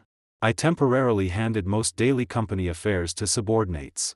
I devoted all energy to the hunt. Evelyn was extremely efficient. In less than 3 days, she prepared everything I needed. A Cayman Islands registered investment company called Morningstar Capital. A flawless elite team with Wall Street background. And $100 million in funds available at any time. Everything was ready. Only the fish needed to bite. I had Morningstar Capital's representative, an American-born Chinese named Jack Chen, contact Julian. According to the script I had written in advance, Jack expressed strong interest in the Morningstar system. He hinted that we had even stronger capital support behind us. What we valued was not only the Morningstar system itself, but Galaxy Tech's enormous potential in artificial intelligence. We hoped that through this acquisition, we could establish a long-term strategic partnership with a visionary entrepreneur like Mr. Julian Jiang. Our goal was to build Galaxy Tech into the next Google or Apple. Those words made Julian excited beyond control. These years overseas, although he had achieved some small success, he had never received recognition from mainstream capital. He always dreamed of one day being discovered by a giant, going public, ringing the bell, and reaching the peak of life like his classmates. Now, that opportunity seemed to have been placed before him. He barely hesitated before agreeing to meet Jack. The meeting location was a 5-star hotel in Hong Kong. To show sincerity, we booked the entire top-floor suite. We also arranged the highest-level reception for Julian. Private jet transport. Rolls-Royce service. Michelin 3-star dinner. After the full package, Julian was completely dazzled by the illusion of wealth and power we created. He looked at us as if he had seen saviors. The negotiation went unusually smoothly. To show his value, Julian took out everything he had hidden. He explained the so-called technical advantages and business prospects of the Morningstar system in detail. To me, who knew the truth, most of what he said was bragging. But I had to admit, Julian was an excellent speaker. He knew how to package himself. How to stir emotions. If I had not known his background in advance, I might have been moved by the grand blueprint he described. At the end of the negotiation, Jack followed my instructions and casually mentioned Director Chen. Mr. Jiang, according to what we know, you seem to have recently been close with a domestic gentleman surnamed Chen. May I ask what the relationship between you is? Hearing Director Chen's name, Julian's expression obviously stiffened. But he quickly returned to normal. Oh, old Chen. He waved casually. Just a friend. He is also quite interested in my project. However, his side has too small a vision. Compared with Morningstar Capital, he is nothing. Mr. Chen, rest assured. If we cooperate, I will cut contact with him immediately. That kind of small player is not worth wasting our time. Julian's words were casual. As if Director Chen was merely an insignificant piece that could be discarded any time. I sat in the monitoring room next door, watching him coldly through the camera. I felt a trace of pity for Director Chen. He probably never dreamed that the partner he tried so hard to win over would describe him like this behind his back. Good.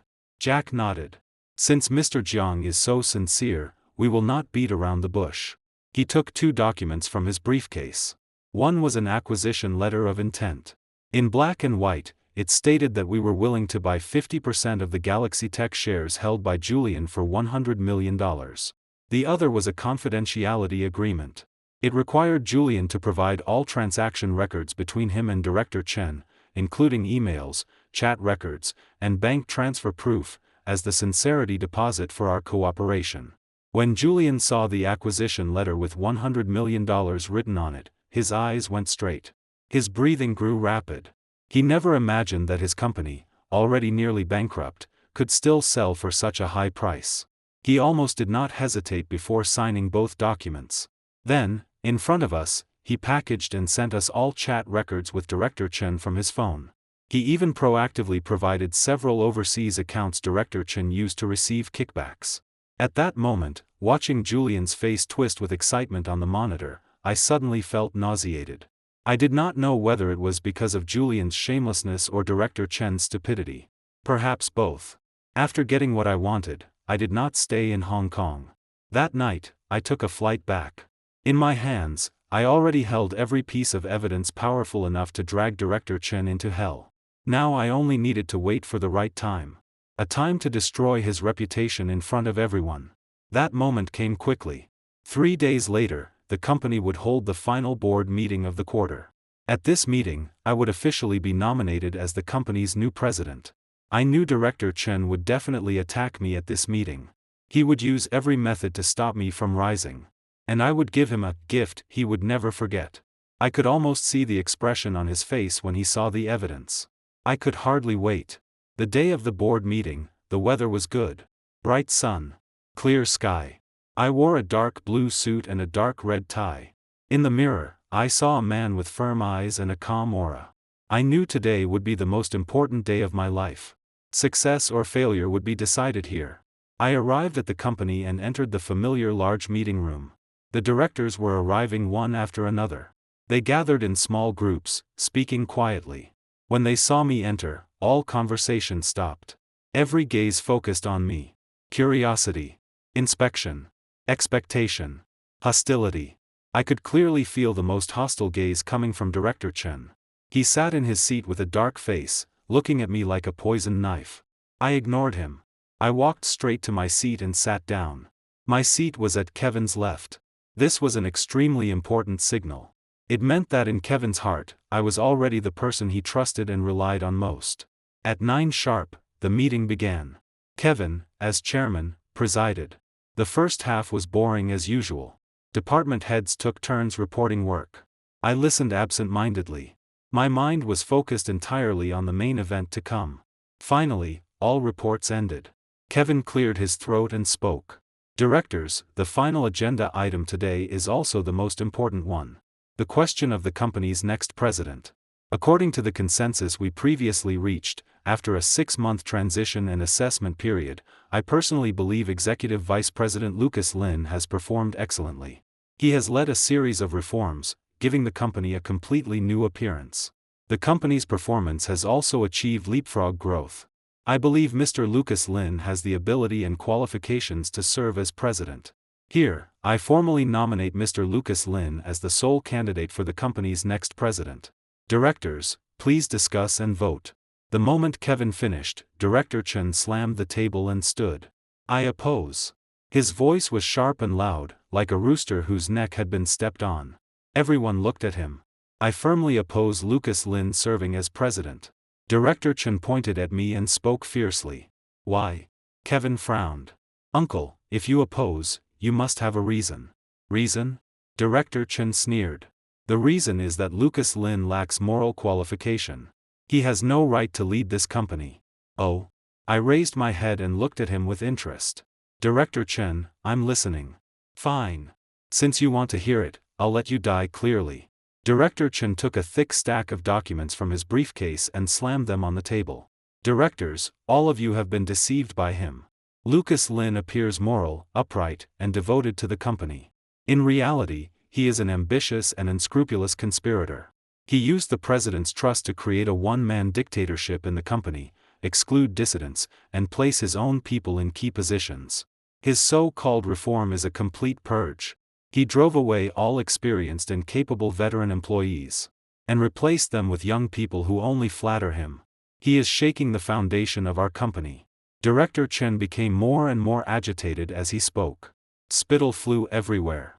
And he abused his authority to enrich himself.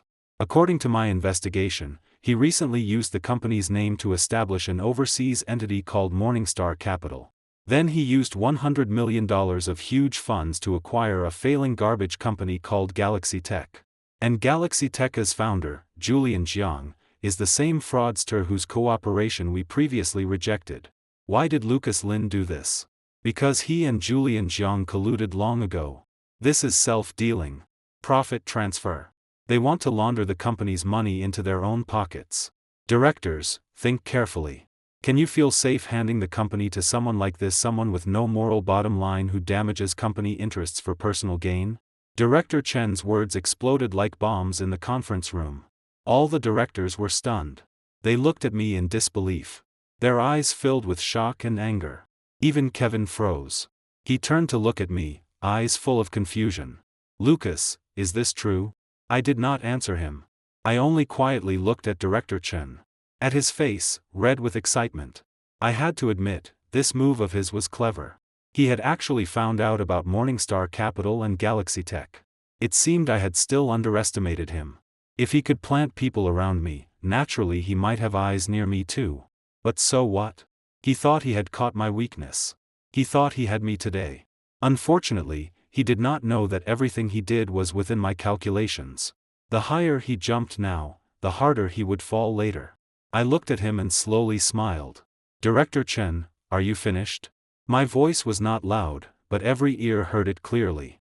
If you are finished, it is my turn. I stood and walked to the projection screen. From my pocket, I took a USB drive and inserted it into the computer. Directors and colleagues. I know all of you must have many questions right now. That is fine. Today, I will show you a good play. A play about betrayal and conspiracy. I pressed the remote. An image immediately appeared on the screen. It was a private room in an upscale club. Inside, two men were drinking together. One was Julian Jiang. The other was the righteous Director Chen. The moment that photo appeared clearly on the projection screen, the room fell into deathly silence. Everyone widened their eyes.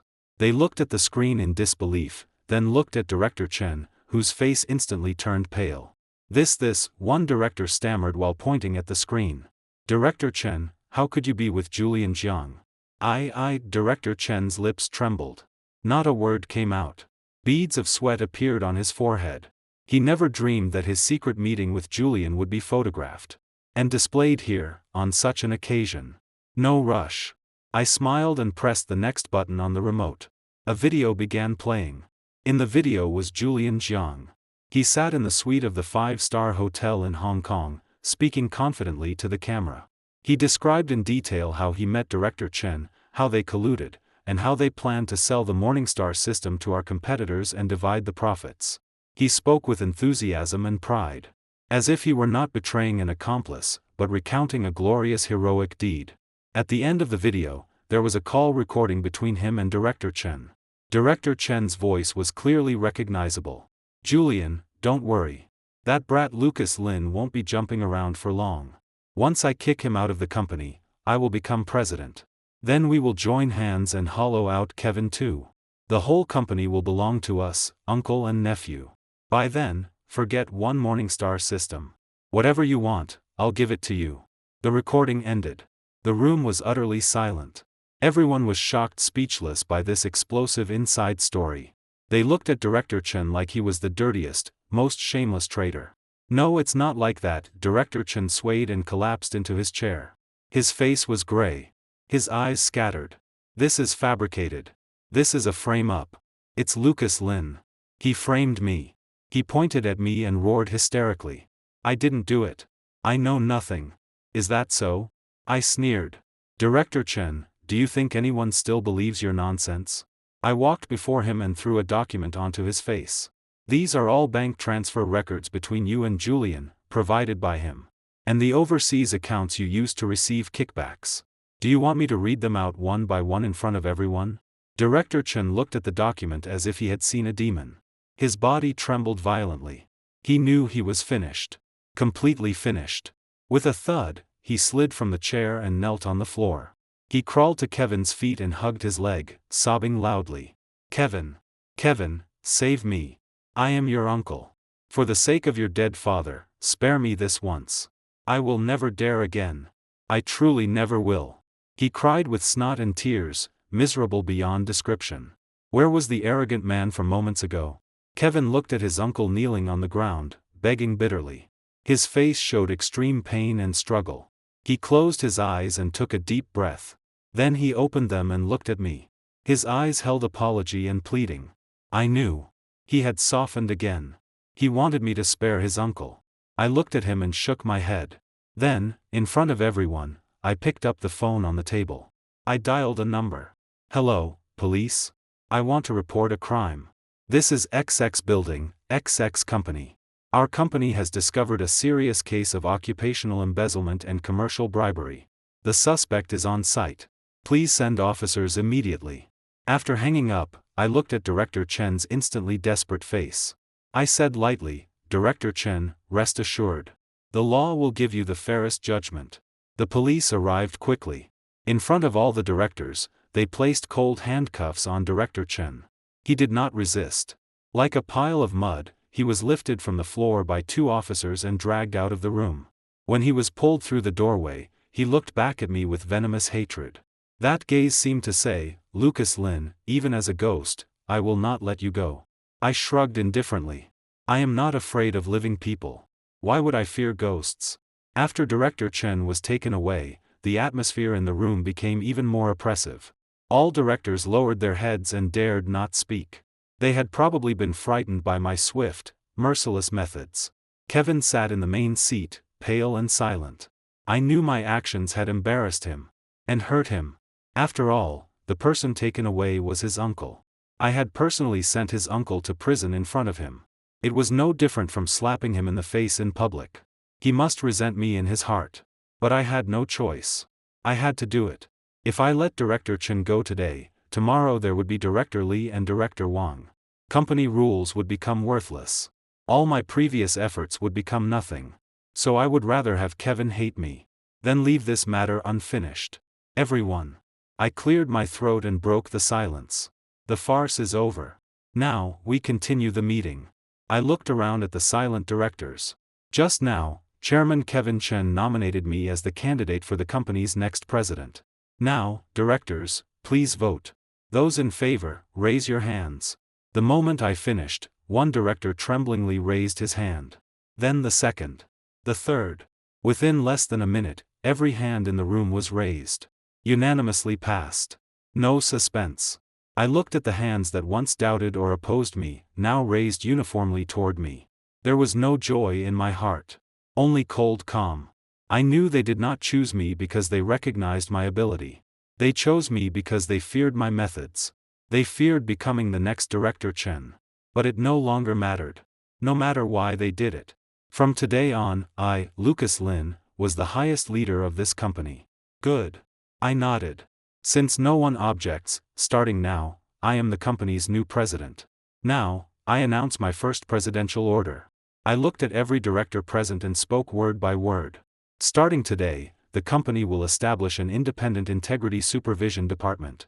I will personally serve as its head. The supervision department's authority will be independent of both the board and management. It has the right to conduct unrestricted integrity investigations on any employee at any level inside the company, including all of you here. Any act that damages company interests, enriches oneself, involves corruption, or abuses authority once confirmed, will not be tolerated. No matter the person's identity or background. They will be dismissed and transferred to judicial authorities. Everyone, did you hear clearly? My words struck every heart like a heavy hammer. Their faces were pale. Cold sweat rolled. They knew I was killing the chicken to warn the monkeys. And setting new rules. We heard clearly. They answered in unison. Their voices were full of awe and fear. Good. I nodded with satisfaction. Meeting adjourned. I turned and walked out of the conference room, leaving behind a room of shaken directors. I did not return to my office. I went directly to the rooftop. I needed wind. To cool my head. Standing at the edge of the rooftop, I overlooked the prosperous city beneath me. Traffic flowed. People moved. Everything looked so small. Just like the people and events that once created storms in my life. Now, in my eyes, they seemed insignificant. Vivian Su. Julian Jiang. Director Chen. They had all become stepping stones on my road to power. I had won. I had won everything I wanted. Power. Status. Wealth. But why did my heart feel no joy? Only an indescribable emptiness and loneliness. You don't look happy. A familiar voice sounded behind me. I did not turn back. I knew it was Kevin. He walked to my side and stood shoulder to shoulder with me. He handed me a cigarette. This time, I did not refuse. I took it, lit it, and inhaled deeply. The sharp smoke made me cough slightly. I thought you would hate me. I looked into the distance and spoke faintly. I personally sent your uncle to prison. I do hate you, Kevin said. When my uncle was handcuffed, I truly wanted to kill you. But I also know that what you did was right. If I were sitting in that position today, I might not have had your courage and determination. So I am grateful too. You made the most difficult, and most correct, decision for me. He turned and looked at me. His eyes were complicated. Lucas, tell me, are we still brothers? I looked at him and said nothing. I only reached out and patted his shoulder heavily. Then I handed him the other half of my cigarette. We stood there like many years ago on the balcony of our university dormitory, smoking silently, looking into the distance. Neither of us spoke again. But we both knew. Some things had changed. And some things never would. After officially becoming company president, the first thing I did was fulfill my promise to Deep Blue Intelligence. In the company's name, I issued them a detailed investigation report on Galaxy Tech. I also handed over all evidence provided by Julian. With this ironclad proof, Deep Blue Intelligence's lawsuit proceeded unusually smoothly. In less than a month, the court delivered its judgment. Galaxy Tech was found guilty of infringement. Not only did it have to pay Deep Blue Intelligence a huge compensation of $1 billion, but all of its technical patents and assets were also frozen and entered bankruptcy liquidation. Julian Jiang, as the legal representative and mastermind of the infringement, was ruined. He lost everything. Because he was also suspected of commercial fraud and falsifying financial statements, Interpol issued a global wanted notice for him. He became a rat everyone wanted to beat. I heard that in the end, in a small Southeast Asian country, he got involved in illegal gambling. His hands and feet were chopped off and he was thrown into the street. His ending was extremely miserable. Director Chen also paid a heavy price for his greed and stupidity. For occupational embezzlement and commercial bribery, combined punishment resulted in 15 years in prison. All illegal gains under his name were confiscated. A veteran who once commanded wind and rain inside the company. In the end, he fell into prison and spent his old age in misery. Pitiful. And pathetic. After eliminating these external and internal enemies, I began handling follow-up cooperation with Deep Blue Intelligence. According to our previous agreement, after Deep Blue successfully acquired Galaxy Tech as assets, they transferred the technical team and core patents to us first. To express gratitude and deepen cooperation between our companies, I personally flew to Deep Blue Intelligence's headquarters. There, I finally met the legendary woman whose voice I had heard but face I had never seen, Evelyn Cheen. In reality, Evelyn was even more radiant than I imagined. She wore a clean white suit. Her long hair fell over her shoulders. Her temperament was elegant. There was always a confident, calm smile on her face. It made people feel at ease. We talked for a long time. From the future of artificial intelligence to corporate management philosophy. From industry trends to life ideals. I discovered that in many ways, we had astonishing tacit understanding. We were the same kind of people. Both ambitious. Both unwilling to be ordinary. Both enjoying challenges. Both longing for conquest. We were the best opponents. And the best confidants. After that meeting, cooperation between our companies entered a honeymoon period. We jointly funded a new joint venture. Its mission was to develop next-generation artificial intelligence technology with truly independent intellectual property rights. I personally served as chairman of the new company. Evelyn became CEO. Together, we joined forces. Leading the top technical team absorbed from Galaxy Tech, we worked day and night and overcame one technical barrier after another. 1 year later, we successfully released our own Morningstar system. A true artificial intelligence system 100 times stronger and more stable than Julian's version. The moment it launched, it shocked the global technology world. Our company also soared. Its market value multiplied 10-fold. Then 100-fold. It became a new generation tech giant able to stand against Google and Apple. And I, from an ordinary professional manager, became the youngest and most dazzling tech tycoon on the Forbes list. I obtained everything I had once dreamed of. Reputation. Wealth. Status. I became someone countless people envied and looked up to. But inside me, there was still one regret that could never be filled. Kevin. After I became president, he completely retreated behind the scenes. He resigned from every company position. He took Vivian and traveled around the world. He handed the entire company to me, completely and cleanly. As for himself, he became a hands-off chairman who no longer asked about worldly affairs. We rarely contacted each other anymore. Occasionally, he would send me postcards from around the world. On them were photos of him and Vivian. In the photos, they smiled happily. I knew he had let go of the past. He had found his own new life. But I was still trapped inside a golden cage built from power and desire. Often, late at night, I stood alone inside my enormous office at the top of the city, looking down at the brilliant lights below. I would remember the young man from many years ago who also stood here with ambition in his eyes. I would remember the hardships we suffered together, the tears we shed, the impossible dreams we boasted about. A strange sourness would rise in my heart. I knew I had won the whole world. But I had forever lost my best brother. Perhaps this was the price of growing up. That's all for today's story. Remember to subscribe and leave a comment.